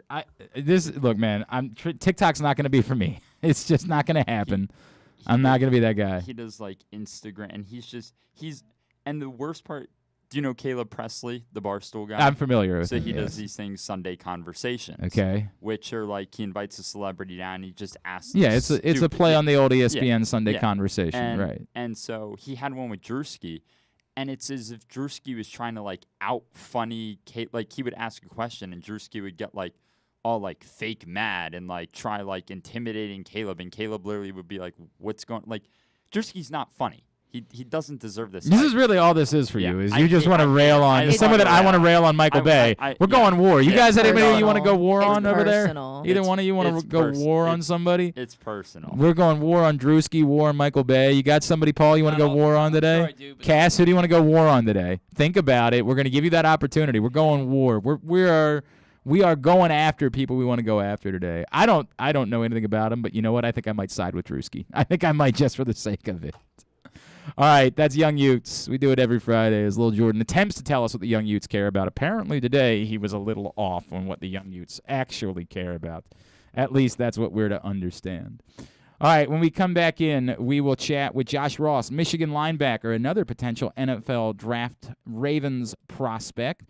Today's show also brought to you by the Stan the Fan Variety Hour. If you missed either of Stan's shows this week, Stan and Ross catching up with Ken Singleton earlier on in the week, or Stan and Gary Stein chatting with author Jack Gilden last night. They're both available, facebook.com/PressBoxSports or PressBoxOnline.com/video. Coming up on Monday afternoon, Stan and Ross will catch up with former Orioles pitcher Steve Johnson. Stan's doing shows for you every week at Facebook.com/PressBoxSports and PressBoxOnline.com/video. Sports fans, the wait is over. The all-new FanDuel Sportsbook is now open at Live Casino and Hotel in Hanover, Maryland. This is your chance to win big right in your own backyard. Bet on every sport with self-service kiosks and watch all of the action from the best seat in the house. Make every moment more at the all-new FanDuel Sportsbook at Live Casino and Hotel in Hanover. Please play responsibly. Gambling problem? Please call 1-800-GAMBLER or visit mdgamblinghelp.org. That first sip. That first bite. Start your day off right with a delicious breakfast at Royal Farms. Choose from a fantastic selection of fresh Royal Farms breakfast sandwiches and top it off with a rich hot cup of the freshest coffee in the world. At Royal Farms, breakfast is available day and night. It's the freshest breakfast in the world. Real fresh, real fast. Royal Farms. Hey, O's families, break out your orange and black for Kids Opening Day on April 17th, when the O's take on the New York Yankees. Be one of the first 7,500 fans 14 and under to receive an Orioles Pop-It toy. And after the game, kids are invited to take to the field and run the bases like the pros. All presented by Wise Markets. Plus, experience a family fun day at the yard with caricatures, the Easter Bunny, and more. Celebrate the 30th anniversary of Camden Yards with Kids Opening Day. Buy now at Orioles.com/kids. Baseball is back, and so is the spring seasonal menu at Glory Days Grill. Start with the opener, flash-fried pork belly with our popular Korean No. 2 sauce, and take a bite out of the Crunch Burger, topped with home run sauce, white American cheese, and house-made chips. It also features irresistible options like a baseball-cut sirloin with blue cheese, grilled shrimp with garlic butter, and a strawberry salmon salad. And then there's the closer, the Cracker Jack Sundae with a waffle, ice cream, and Cracker Jacks. This menu will be gone at your neighborhood Glory Days Grill. GloryDaysGrill.com to find out more. Great food, good sports. The newest edition of PressBox is available now. On the cover, we celebrate the 20th anniversary of Maryland men's basketball's 2002 NCAA Tournament Championship, as Gary Williams reflects on how the program rose from the ashes of NCAA sanctions to the pinnacle of the sport, and why his perspective of the title run has changed now 2 decades later. Plus, Juan Dixon, Lonnie Baxter, and the rest of the team relive the moments that ultimately led them to cutting down the nets in Atlanta. PressBox is available for free at over 500 area locations, including 60 Royal Farm stores. And you can always find the entire edition, as well as the best daily coverage of the Orioles, Ravens, and Terps at PressBoxOnline.com. The Toyota Tacoma comes in a wide range of models and trim lines. You can choose the perfect Toyota to reflect your unique personality and driving habits. Check out buyatoyota.com for deals on new Tacomas from your local Toyota dealer today. If you miss anything, don't forget that you can find whole shows later on Spotify, Apple, or Amazon Podcasts. It's Glenn Clark Radio. I understand the late night cookie business for like people that smoke weed. Like that makes sense to me. But if you're out drinking, the last thing I wanted, that's gonna make you puke to me, is that if I eat some ice cream and cookies. Like if I was out drinking at an age, I wanted pizza. I wanted French fries. I wanted something greasy after a night of drinking to sort of sop up some of that I was eating. Where this like late night and delivery cookie thing came from, and it's overwhelming. I mean, and God bless, I'm sure the products are wonderful. I don't understand how it correlates with late night drinking. I don't get that. I'll eat the other night. I came back from the Orioles game hammered beyond belief. And I had salmon fillets, the frosting in my fridge. That's a weird choice, my man. I was so close. I looked at my girlfriend. I said, "I'm gonna make salmon right now." And she said, "You probably shouldn't use the stove right now." So instead, we went to Wawa. But we like Royal Farms around here, Jordan. Yeah, That's who we like. Yes. We like Royal Farms. You went to Royal Farms and got some chicken. They need to open one up in Towson. No. That's who we like around here. That's what we do, Jordan. I went to unnamed. No. We just say we went to Royal Farms. You're not getting it. I'll stick with the hot Cheetos and cream cheese. I understand that. That's my drunk I snack. understand that way more. I don't get drinking all night and then wanting ice cream and cookies. I don't understand that. I don't know. I mean, I would eat a whole cake. I would love cake or like ice cream or like. I love that at first she would eat a whole cake. I would. You would eat a. It's not like it's happened or anything. She's like, she's like, look, man, I did a whole pan of lasagna. Like, no big deal. I would. Like, just put any kind of food in front of me and I'm eating it. I used salmon. I had a. Yeah, I'll eat salmon. I would have a limit. There would be a limit. I'm telling you, after a night of drinking, it's going to need to be something fried. It's going to need to be something greasy. Like you putting a salmon down in front of me. Like what is this? Also, if it requires me using utensils, like if I can't just stuff it in my face, it's going to be a problem after a night of drinking. Why do you need to use utensils for salmon? You're just going to pick up a salmon fillet and shove it in your mouth? Sure. Weirdo. What a weirdo you are. All right, back in here in GCR. Jordan was telling us about his evening last night, and I was like, "What? You went out for cookies after a night of drinking? It just doesn't make sense to me." Today's show also brought to you by Underdog Fantasy Football. You can still use the code PressBox when you make your first deposit up to $100. We'll match it with free money for you to play with. UnderdogFantasy.com or download the Underdog Fantasy Football app. Had to do this a little bit earlier on because of his schedule and getting ready for the NFL draft, but an opportunity to catch up with Michigan linebacker Josh Ross here on GCR. Well, joining us now here on GCR as we continue our coverage of the 2022 NFL draft is a man who's going to hear his name called in this year's draft, and particularly intriguing for us here in Baltimore because we happen to know his former defensive coordinator pretty well. He's here now, joining us. Michigan linebacker Josh Ross. He's with us on GCR. Josh, it's Glenn in Baltimore. It's great to chat with you, man. Thank you so much for taking a couple of minutes for us. Oh, yeah. Thanks for having me. I appreciate it. It's great to chat with you, dude. So give me an idea. Your thumbnail, the time that you got to spend this past season around Mike Macdonald. What'd you get to know about him, and what should we know, whether or not you end up back with him here in Baltimore, what should we know about him as Ravens fans? Man, my experience with Coach Mike Macdonald was honestly the best possible experience it could be. Just a guy, like a coach that came into a environment to a challenge that honestly was bigger than him, coming off the season that we had in 2020 and then coming into the new year. But, I mean, I remember the first conversation we had, man, like, it's just as we conversated, as we talked, it's like it's so easy to talk to this guy. Like, wow. It's so easy to open up to this guy and build a bond on a different level than I ever built with a coach. But Coach Mike Macdonald was an excellent leader, excellent coach, and it paid dividends for sure. Having him in our program last season. Do you find yourself, I get it, you're going to be excited no matter where it's going to be, but do you find yourself saying, hey, man, it might be a little intriguing if it ends up being Baltimore and being able to hang out with my guy again? I mean, yeah, man, I would definitely be excited for that, I definitely would be excited for that. So we'll see what happens, but right. When me and Coach Mike reunite one day, whether if it's draft day or any time after that, dude, I'm going to be the happiest dude ever. I mean, it would be pretty cool. It would be pretty cool for it to work out that way. Hey, Josh, let's just get to know you a little bit.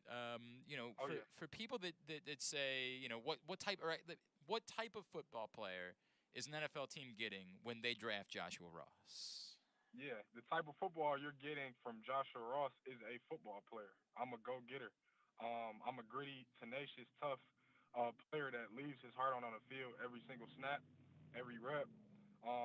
And I'm a guy that, my whole career, my whole life, whatever I have to do to help the team win, I know people just say it, but I'm about it. And I carry my business as such every day. So a team is going to get a guy that's going to do everything in his power to help the team win, help the team be better, and honestly help myself be the best player I can be every day. Do you feel like you're getting overlooked in this draft process? Do you feel like you should be getting the type of attention that maybe some of the guys are getting at the top of the draft, that right now teams are missing what type of talent they might be able to find in Josh Ross? Yeah. Listen, I can't control who knows, who watches my game, who watches film, but as a guy that, played at Michigan as a linebacker, that played at a high level, that plays at a high level, man, I bring so much to the table. And whoever gets me, I believe is going to be a steal. And it's going to be something when they're going to look back at it as like a guy, like I'm glad we invested in that guy. So overlooked or not, man, I'm not really worried about that. I'm just ready to go prove myself when the time comes and that and them lights is on. Position-wise, where do you think you most slide in specifically, let's just say because it's what's in Baltimore, in a 3-4 defense? Yeah. I mean, obviously, Mike is what position I feel like in a 3-4 I'm best suited for. Last year was the first time I've honestly ever played in a 3-4 defense, and I love the way that we constructed our defense, and we was built off of having hard edges, knocking them back and staying square. And we play like that every day and every game, to be honest. But Mike linebacker, man, I'm a guy that, I embrace, making the calls. I embrace, being that rock on the defense because, honestly, that's just naturally who I am. So Mike is where I feel I'm suited. I'll do anything, whatever. Mike will, whatever I got to do. Sure, of course. Right. Are you the guy that do you like being the one that sends out the commands, that sort of takes on the role as the quarterback of the defense?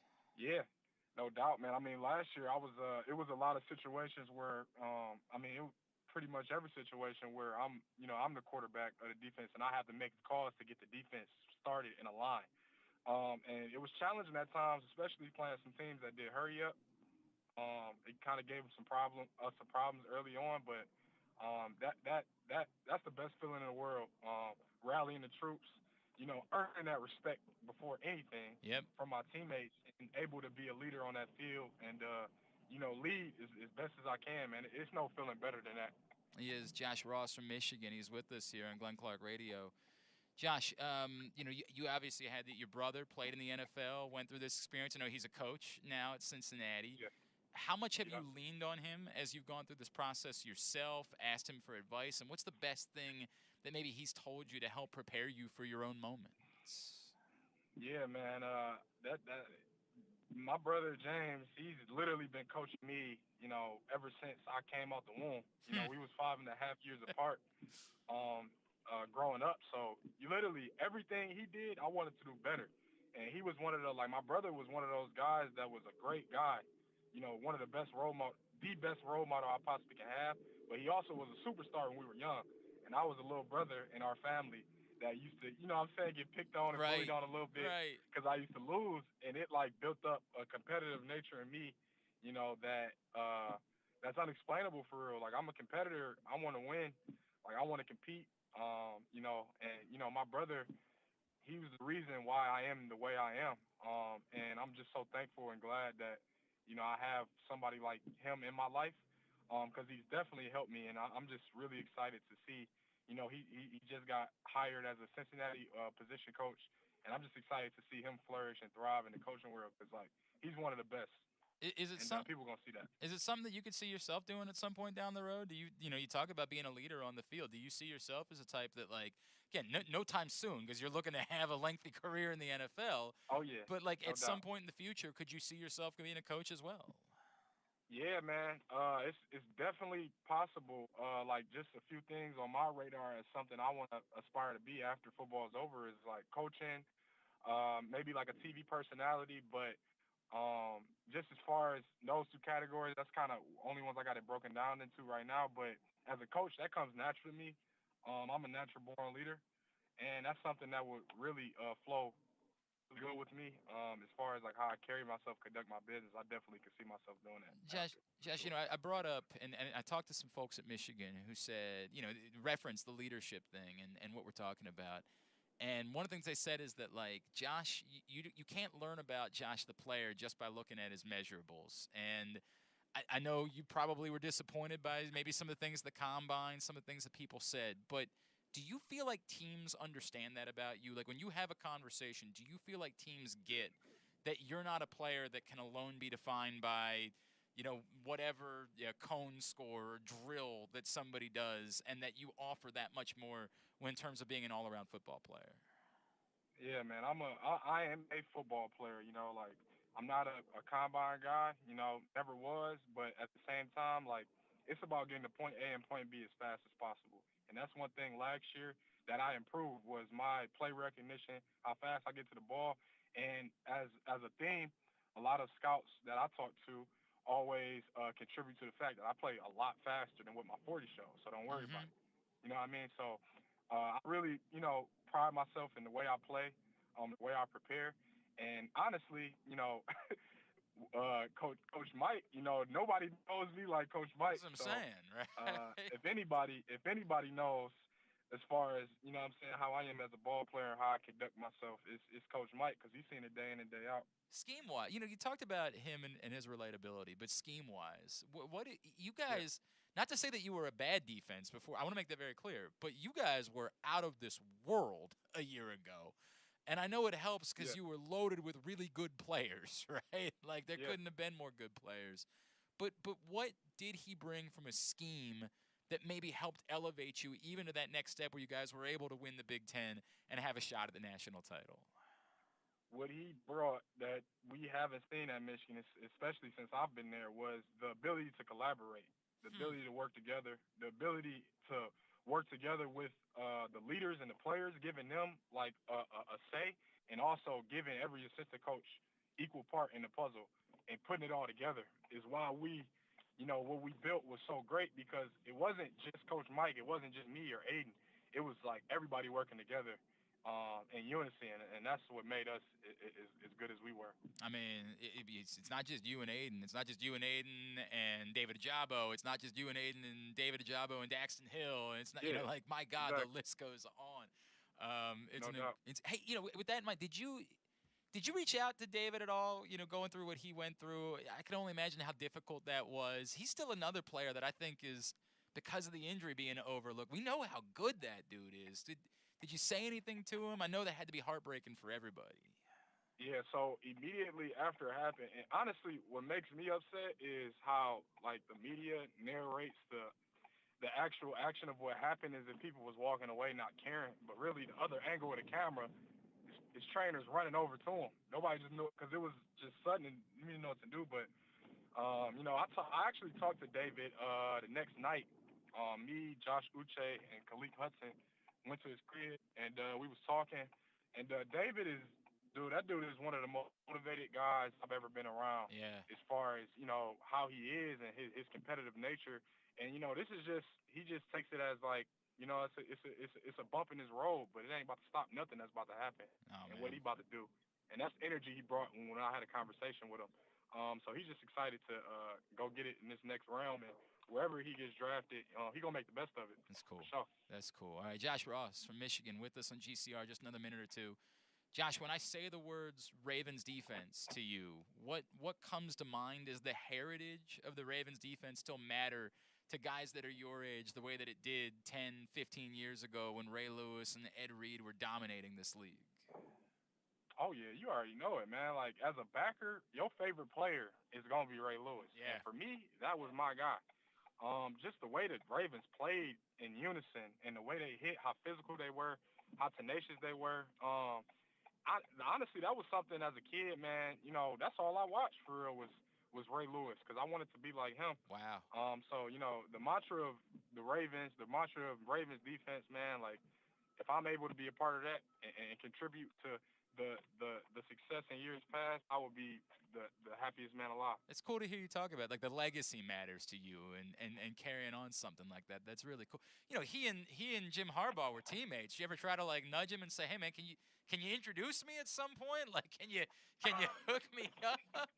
Did you ever No, try? I never nudged him. I never pushed him or nudged him to do that. But I mean, you know, like I said, dude, the Ravens defense, like the connection we have from Michigan to the Ravens with Coach Harbaugh, everything about it, man, it's exciting, you know, and it's something that, you know, I take a lot of pride in, you know. That's awesome. So I'm looking forward to it. I mean, it's the reason we wanted to talk to you, my friend, because it's really intriguing. It seems like such a dumb guy thing, right? Like, hey, he was the coordinator, but like it's got to be an advantage. It has to. It's deeper than that. It's deeper than that because the thing about football and like when you see teams succeed the way they do, like when you see teams win Super Bowls, inside the locker room, them dudes are close as they can ever be.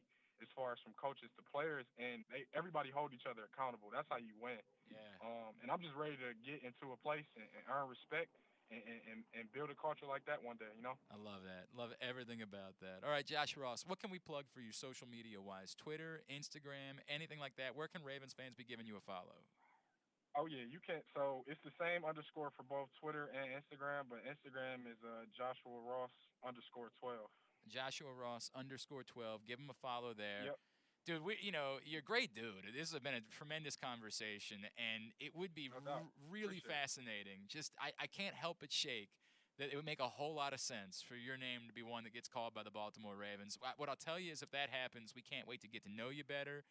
But we also know that if you get drafted by the Steelers, you're going to be really excited. We just ask, please don't be offended by anything we say about you on Twitter. We promise it's not personal. We don't mean it, if that ends being the case. All right? No doubt. Hey, man. Josh, congratulations on everything so far. Looking forward to seeing what's ahead for you. Thank you for taking the time for us this morning. Appreciate it. Thank you so much. It's Josh Ross from Michigan, who, again, did not, you know, the numbers at the Combine, he did not test well, but as I keep talking to more and more people, his story is not, you know, his measurements, not what he tested. It's that he's the backbone of a defense. He's the guy that you trust and you rely upon in order to make plays. So we will see. Fascinating dude, you know, was obsessed with Ray Lewis, knows a thing or two about Mike Macdonald. I keep saying it. I understand you just get the best football players, but it's got to mean something that Mike Macdonald worked with these guys, knows them better than he would know anybody else in this draft. Like, that has to mean something. What exactly that is, I don't know, but it's got to mean something as we get ready for next week's NFL draft. All right. It is a Friday edition of Glenn Clark Radio. We got one more break to take, and when we come back in, we will find out, did this really happen? Tidbit, tubular to wrap up the week. It is a Friday edition of GCR. Hey, O's families, break out your orange and black for Kids Opening Day on April 17th, when the O's take on the New York Yankees. Be one of the first 7,500 fans 14 and under to receive an Orioles Pop-It toy. And after the game, kids are invited to take to the field and run the bases like the pros. All presented by Wise Markets. Plus, experience a family fun day at the yard with caricatures, the Easter Bunny, and more. Celebrate the 30th anniversary of Camden Yards with Kids Opening Day. Buy now at Orioles.com/kids. That first sip. That first bite. Start your day off right with a delicious breakfast at Royal Farms. Choose from a fantastic selection of fresh Royal Farms breakfast sandwiches and top it off with a rich hot cup of the freshest coffee in the world. At Royal Farms, breakfast is available day and night. It's the freshest breakfast in the world. Real fresh, real fast. Royal Farms. Answering Baltimore's calls for help, running in when others run away, working together toward one shared vision for a thriving city. That's your Baltimore Police. But the department needs more good people, people like you. Join a proud new generation of Baltimore Police and make an active difference in your community. Start with competitive wages and excellent benefits on day one. Join for good at bpdrecruit.org.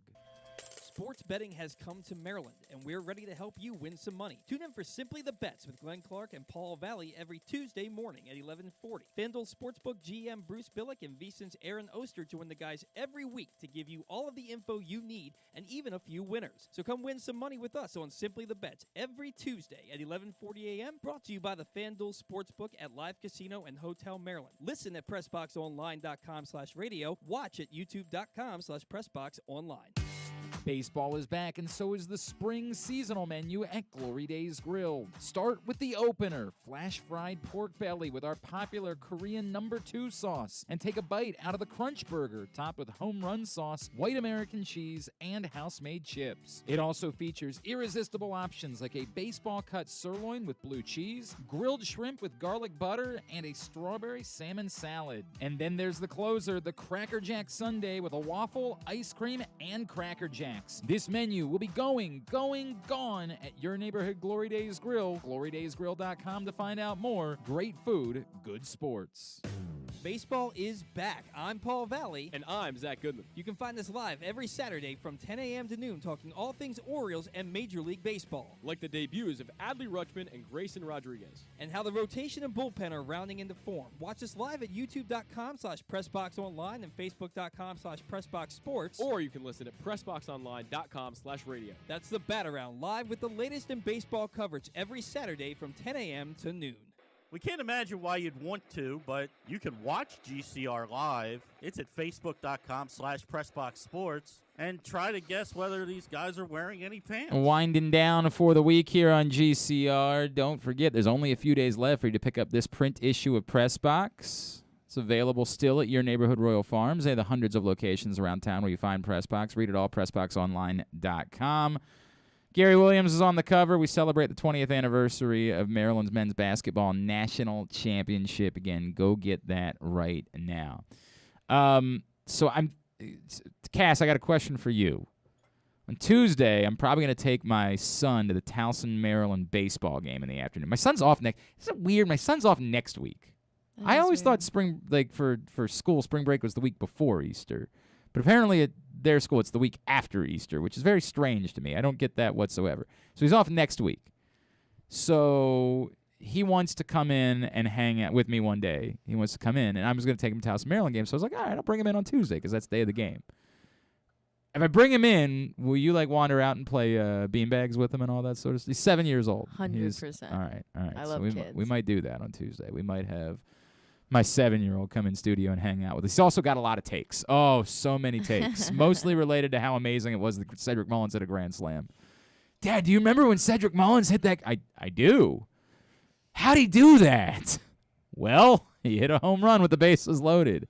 Yeah, but it was a grand slam. He's sort of like Chris Farley doing the Chris Farley show on SNL all those years ago. You remember when you were in the Beatles? That was cool. That was awesome. Like, my son is very much like that. Those are the majority of his takes. And then he's like that with himself. Like, we play, I talked about this before, we play a game of football every night before bed. We call it bedroom football. And, like, I'll let them win because I still do that. Like, last night I didn't. I got to every now and then remind them that they got to step their game up. But I'll let them win a lot, right? And they'll win, and he'll be afterwards, he'll be like, how'd I do that? Like, because he just wants to keep talking about how cool it was. You remember when I scored that touchdown? How'd I do that? Well, you had the ball, and you got to the bed, and that's what we call a touchdown. So that's how you did it. Then I realized, like, he's basically asking the same questions that I ask when I have guests on. So, how are you good at football? But yeah, I think we're gonna have the boy in here next. So maybe we'll interview him. I don't know. Last time he was here, he didn't want to come on the show at all. I was like, "You want to come in and say hello?" And he was terrified. He's like, "No." It was because of me. Oh, that's right. You were here. You were here to heat up his chicken nuggets. Yeah. That was Jordan's role. His little mini corn dogs. Yeah, that's what it was. Corn dogs. That's exactly what it was. I'll bring my 7-year-old in next week. All right, it is time for Did This Really Happen? Did This Really Happen is brought to you by Simply the Bets every Tuesday morning, 11:40 a.m., where you get good advice from Aaron Oster and the folks in the FanDuel Sportsbook at Live Casino and Hotel. And Weekend at Bookies returns next Thursday morning at 11:40 a.m. as well. It's all brought to you by the FanDuel Sportsbook at Live Casino and Hotel.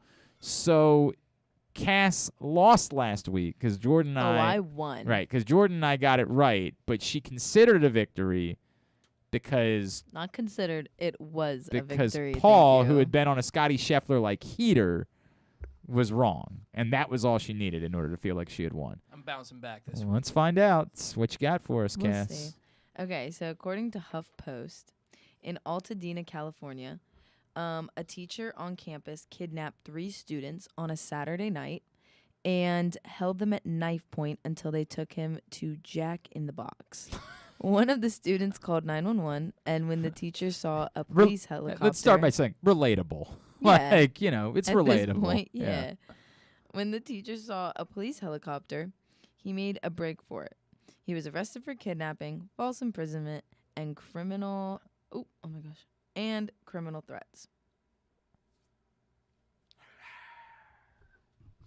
All right. You said it was from the Huffington Post. Yep. And you said it was in Altadena, California? It was. Guess we should start by knowing whether or not there really is an Altadena, California. I This guess that did would not happen. This did not happen, Paul says. Jordan? It happened, but they didn't go to Jack in the Box. So false. So not true. I don't like this because that's where I was leaning as well. I was literally leaning to everything's true except they went to In-N-Out instead of Jack in the Box. That's where I was leaning. But We're right. Look at that face. she's there's a chance for me to slide in and get a point here if I say true. But I don't believe it's true. I think it is also false. I think everything about it is true except for that part. It really sucks that you guys all lost. Win.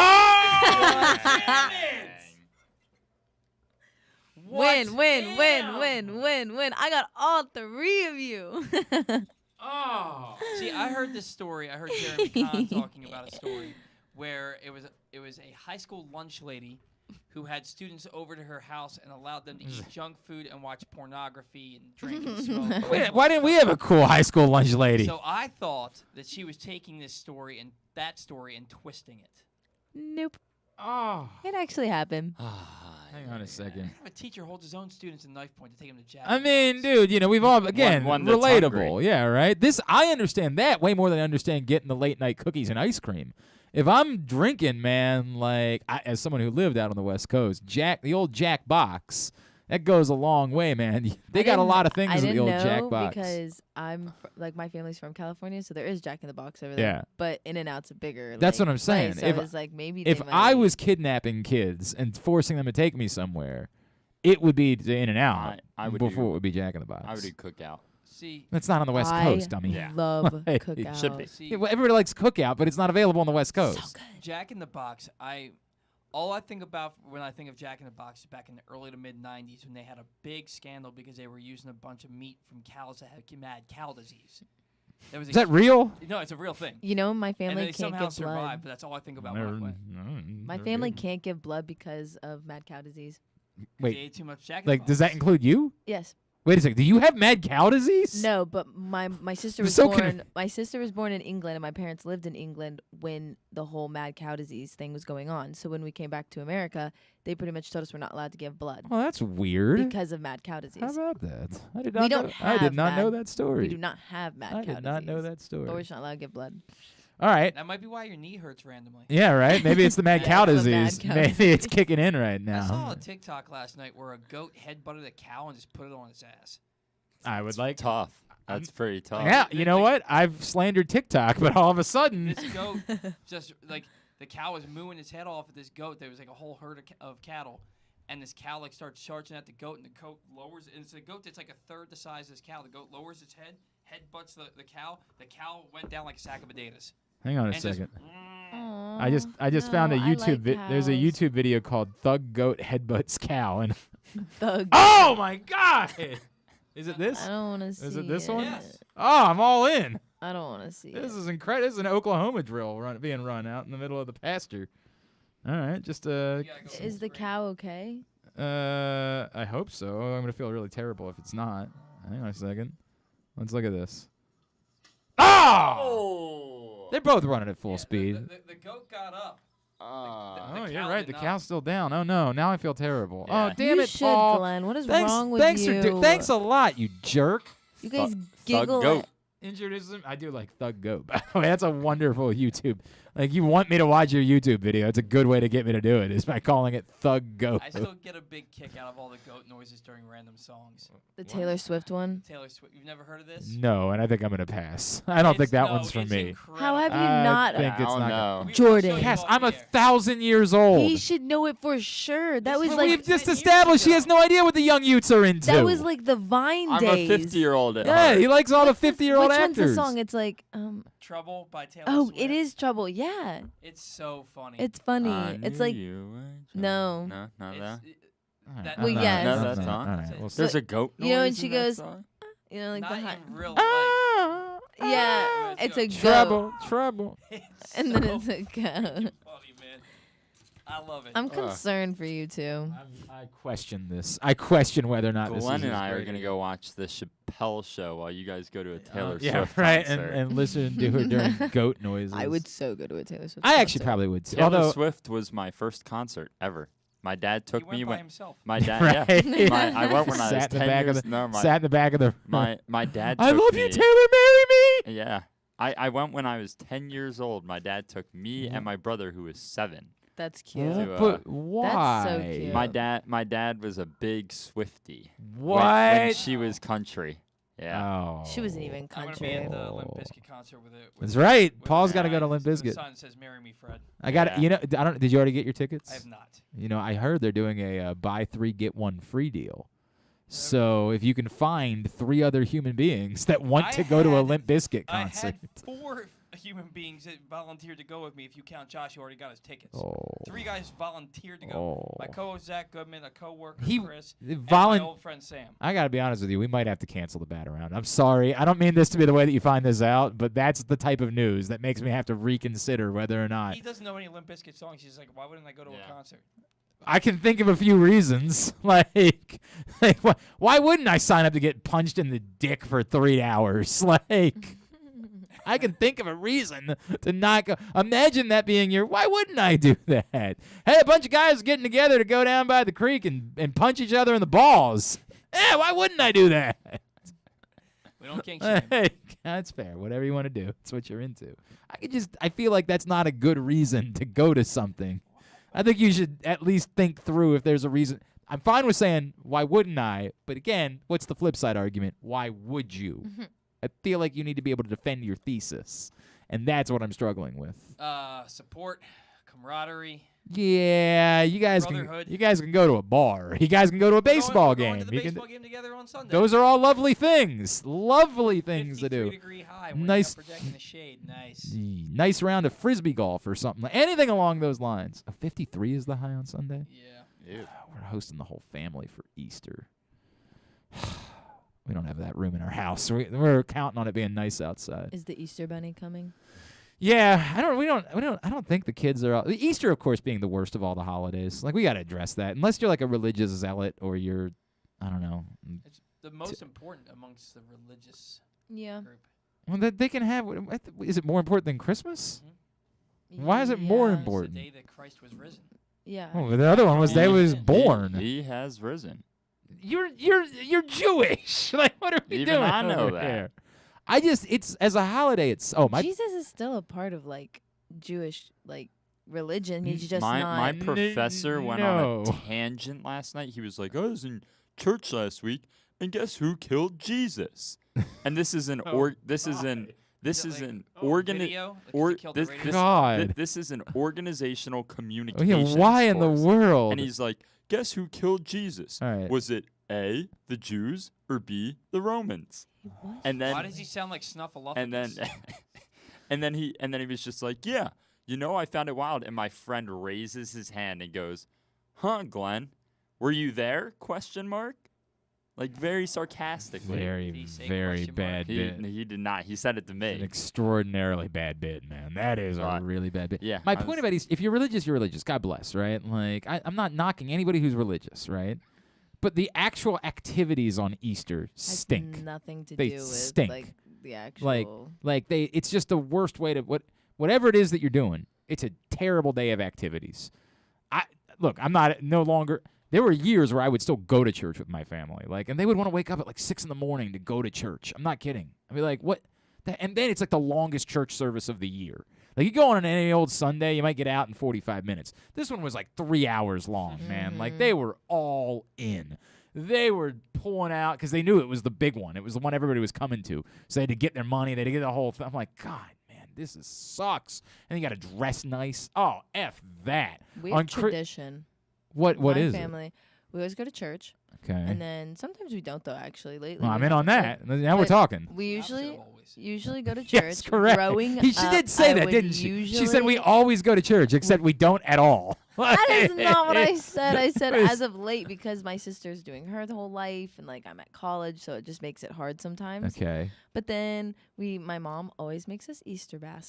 Do you dress nice for church? Do you put on your Easter bonnet? Yes. And It's a- gown. It's a thing, man. Yes. You do an Easter dress. I'm learning so much. All we're doing on right. This is all we're doing on Sunday is going to brunch somewhere and then hosting the family. And my wife is gonna expect me to put on a sweater vest. She's gonna whatever it is that I wear. She's gonna be like, I could be wearing this like a polo shirt and shorts. She'd be like, it's Easter. Put on a sweater. We always Like, go on a hike. No. Little Well, chain that's Always. great. That sounds wonderful. And then we have a picnic with Royal Farms. Of course you chicken. do. Of course you do. It's the Yes, best. It's the best. Jordan. You ain't having a picnic this weekend. Yeah, I am. Too cold. We are 55, hiking and having a I picnic. respect. They're not respect, weak. We're not respect. weak. Yeah, they're not We're like built you. Yeah, different. they're better. They're better than you, Paul. Most. The point being, you gotta dress nice. You gotta act like you're all stuffy. Like you have to be proper on Easter. The food is meh for the most part. It ain't like Thanksgiving. It's meh food. It's like ham. It's it's fine. It's nothing more than fine. Then you haven't been to the butler's household. Well, you know what? I would love an invite. Well, you're hosting, so. Yeah, no, I'm out. Like my wife was like, we could grill on Sunday. I'm like, they're bringing Easter dinner with them. Like we're not gonna say, hey, throw out the roast you made because we threw some burgers on the grill. She's like, well, we should at least grill up some hot dogs for the kids. So I got a grill on top of everything else on Sunday. It's gonna suck. Easter sucks. I'm sorry. And I don't like candy. So the one thing that makes it redeemable is that you have a bag of Starburst jelly beans sitting around for a week. I used to put down, I'm not even kidding, I used to put down an entire bag of Starburst jelly beans by myself over the course of So Easter. good. Starburst jelly beans are so good. I don't know why they make other products. They should have discontinued Starbursts. Starbursts are delicious. They're one of my favorite candies. Yeah. Discontinued. The Starburst jelly beans are so perfect. They should only make that because it's the best product that's ever existed. I loved as a child, of course. I loved all of the various Easter candies. As an adult, I don't care for candy. Does nothing for me. Not interested. Don't want it. I will always prefer savory to sweet. It's going back to our cookie conversation. So does Easter does zippy for me? Zilch. Nothing. Sucks as a holiday, man. Now, religious people are going to be mad at me. I'm sorry. You may have your day. If it's for you, it's for you. It's just not for me. Okay, It ain't. from my dad, Paul, I'm never come back on that show. Well, if he loves Easter, God bless. It's not for everything. Everybody's got their own thing. I'm not into My Little Pony, but there are thousands upon thousands of people that go to My Little Pony conventions every year. Bronies. Yes, everybody's got. May I go every year? You're a big My Do Little you Pony. want to come with? I'm not kidding about this. If you really went to one of those things, I would go with you just to see what it looks like. No, it's really, but you have to dress the part.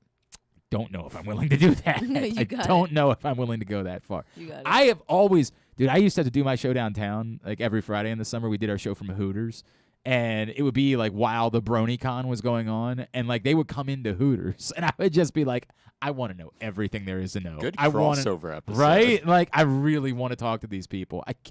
I want to know everything about what these people are into. I would go just to see it, but no, I don't think I would dress the part Maybe that's why You these have guys to. want to go see Limp Bizkit with me. because they want to. They want to gotta just see what it. This is like who's Yeah, still see into it. Limp Bizkit? I don't know. That's a good My question. friend Josh. A young Brian Powell says a producer on another show struggled to explain Woodstock. Do your interns know what Woodstock is? Fair question. Sounds really It familiar. was a music festival in the All right. 60s. All and right. It was super hippie-esque. Okay, all right. I'll take it. Thousands upon I'll thousands take it. of people in California. No, not in California. Not in California? No, not in California. at I all. had it. In I had it. Woodstock. In Woodstock. Which is Alright, where? that would make sense. Yeah, I don't No, know. it's Is not in it something California. that still happens? Not No. still, no. And- Okay, well then maybe it's a different one because my there- friend went to one. And Oh, there was There's one one. in 99. There was one 23 years ago. and was there- the last there one, are and it didn't go well. photos- There are photos of people like just face down, passed out in the lawn the next morning. Not In the the lawn, mud. not the lawn, but where it Yeah. was. Yeah. And like people would tent out. Yeah, I know. All I know. right, I all know. right, that's good enough. I'll 99, take the it. Mud, apparently, if you watch the documentary on HBO, which is quite good, the mud was not mud. Yeah, it was poop. Ooh. It was Ew. poop. They were not. They didn't have the facilities. They were not prepared. Dig a hole. Woodstock '99 was one of the greatest disasters in the history of the music Fire industry. festival? It At least this one went off. Yeah, this. Yeah. But it would have been better if it didn't. It would have been better to have been Fire Festival. Woodstock '69, of course, was the original Woodstock and was one of the greatest achievements in music history. It's renowned, and there's a legendary set from Jimi Hendrix in particular. It was sort of like a coming out party for him in '69 at Woodstock. So, you know what? You did far better than I expected you to do, Jordan, so I'll give you credit for that. Limp Bizkit and Kid Rock both performed at Woodstock '99. Yep, and you know what? With the Limp Bizkit in particular, the poster boys for Woodstock '99. If I associate anything with Woodstock '99, it's Limp Bizkit. Enjoy the show. Enjoy it. It's going to be a hell of a night. That sounds really familiar. I swear to God, my dad has said that name like What? so many times. Woodstock? Limp Bizkit? Limp Bizkit? Kid Yeah. Rock? Is it because you're... About my age. I've heard No, that. Like, no, that's- he's definitely not your age. He's older, but, you Mm. know, he's not that... 19, 20? He's not... What I'm saying is 20. he's not in his... Probably like 43. Mm-mm. No. He's like 50. Oh. But he might be a Yeah. Limp Bizkit fan. I mean, like, if he is, I'll be praying for him at the church service. Maybe I'm I'll not see him going at to one. on Sunday. I was about to lie his age. What'd you do It's for... like 45. Yeah, right. What'd you do for Passover? So it's actually tonight. Oh, is it? It's What are you- tonight what are you doing? is once there's two Seder's tonight. Okay. Tonight is going to be the first one. But what's the... Just me. I'm talking about the food. What's Oh, the food situation at So Passover? tonight is brisket. My See, mom's this is what I'm making- talking about. My mom's making her brisket, but tomorrow night she's making 2 full roasted chickens. Okay. With green bean casserole, roasted red potatoes. Okay. And just like pigs in blankets. Oh, I'm in. Like What time it's, should I like, be over? good. Yeah, come at What time 6 should I? o'clock. I actually finagled my way. One time we had an intern, and he was talking about like his family's Hanukkah dinner, and I was like, "That sounds great. I want to come." And he was like, "So come over." And we actually went. I went for Hanukkah dinner. The food. It was at the night. It was whatever year Hanukkah started before Thanksgiving. Because I remember we went the night before Thanksgiving to have Hanukkah dinner, and it was wonderful. It was brisket. We don't do any of like the religious stuff. We Yeah. just eat. That's the So type of that's what we need to be doing for holidays, man. That's what we need. We just go for it. More food, less everything else. More food, less just food. Food. Yes. Let's just make holidays food and nothing more. Yes. Maybe the summer holidays will keep the pool, will keep all those types of things. But for winter holidays and those types of holidays, all food, nothing else. Get rid of all the other. I swear to God, my family will still think that I will go search for Easter eggs on Sunday.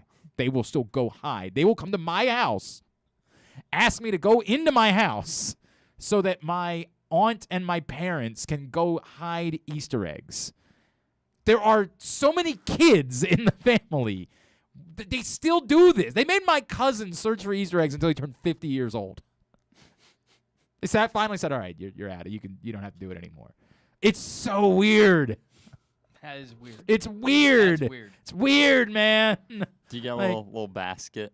No, I don't even. Well, I don't care. I basically say to the kids, you need to go find. Now you need to find mom and dad's Easter eggs because we ain't doing this. That's the way that it works. All right, let's get a tidbit. Tidbit is brought to you today by the Baltimore Police. Looking for the right folks to join a proud new generation of Baltimore police and make an active difference in your community. Start with competitive wages and excellent benefits on day one. Join for good. BPDrecruit.org. Son of a bitch, Zverev broke back. Damn it. Damn it, Jordan. What are you doing over there? Thanks for nothing, you a-hole. I was just reading an alert that A$AP Rocky Who cares? cheated on pregnant Rihanna. Oh, people care. But they denied it. But Okay. Well, we'll see it's how not this a- plays it's- out. it's not- You that could have doesn't- saved that for next week. That's She right. clearly cares. Yeah, that would have been a good young Utes. Yeah. Would have been way better than Idris Than Elba and Idris David Elba, Chappelle. yeah. Selling weed. All right, what you got? All right, today is Jackie Robinson Day, a day in which every MLB player wears number 42 to commemorate. But the noise that Cass made in that moment, she was so much more concerned about that than anything that has ever happened on this show. Right. My God. She was ready to fight. She was ready to go. She's pregnant. I understand. How could you? That's And the she's worst. And she looks It's not phenomenal. even, yeah, She but it's not looks even incredible. that. It's just that she's pregnant. How do you cheat on your literal baby mama? Yeah, right. Any other time, fine. You go cheat on anybody you want. Cheating not on what That's I what it sounds like you're saying, Kat. No, it's just it's even dirtier. It's just even scummier. All right, anyway. All right, so it's Jackie Robinson Day. It's a day in which every Major League player wears number 42 to commemorate and honor the late, great Jackie Robinson for breaking the color barrier on April 15th, 1947. In his career, Robinson was a Rookie of the Year, an MVP, and a 7-time All-Star who finished his career with 200 stolen bases while leading the league in that category twice, and a lifetime .313 batting average, including 5 seasons batting over .320 between the Negro Leagues and the Majors, winning a batting title in his 1949 MVP season. For a little perspective, only 3 everyday players for the Orioles have even hit 300 in a season dating back to 2008. Nick Markakis, Aubrey Huff, and Hanser Alberto. Since coming to Baltimore in 1954, only 7 Orioles have hit 320 or better in a single season. Name them. I'm only going to make Say that one more time. So, and this one on Baseball Reference, it only goes to the top 50. So Okay. the lowest average was 322. Okay. But since coming to Baltimore in 1954, Yes. only 7 Orioles have hit 320 In or one better season. in a single season. Okay. I'm only going to make you name 6 because there's no way you're guessing Bob Neiman in 1956. You don't know. I roll heavy with Bob Neiman, man. That's I've never heard of Bob Neiman in my life. So you got So the 1 year with Roberto Alomar, Alomar for in sure. 1996, he had 328. Remember, he was flirting with 400 into July or into June, maybe late June. I mean, it was insane. It was that was my favorite. Oh God! All right. Anyway,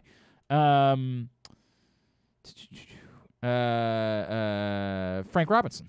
No. Really? He hit the year you're thinking of. I think he hit like 310. 310. I would have bet that was 320. Cal never did it, right? now. 320. And again, I think he did hit 320. I think he did hit 320. But in it Cincinnati, wasn't yeah. listed no, with the Orioles, but it wasn't listed in the top 50. And there was no way for me to find out. So it's got to. So you had to have hit So we'll say 322. We'll say 322. 322. Because I think Robinson in that stretch, his lowest was 329. Okay. All right. Well, that's surprising. I mean, sorry. I'm shook by the. I'm shook by the. All right. So how about? Oh God. The funny thing is, I'm thinking of guys that should have, and I'm like, I don't think they did. Yeah, though. no. Eddie Murray. No. And actually, Frank Robinson hit 316 that year. 316. All right. How about? Man, I'm gonna feel Ken Singleton. Ken Singleton, 1977, hit 328. Well, that makes sense. How about? God, this is gonna drive me nuts. How about?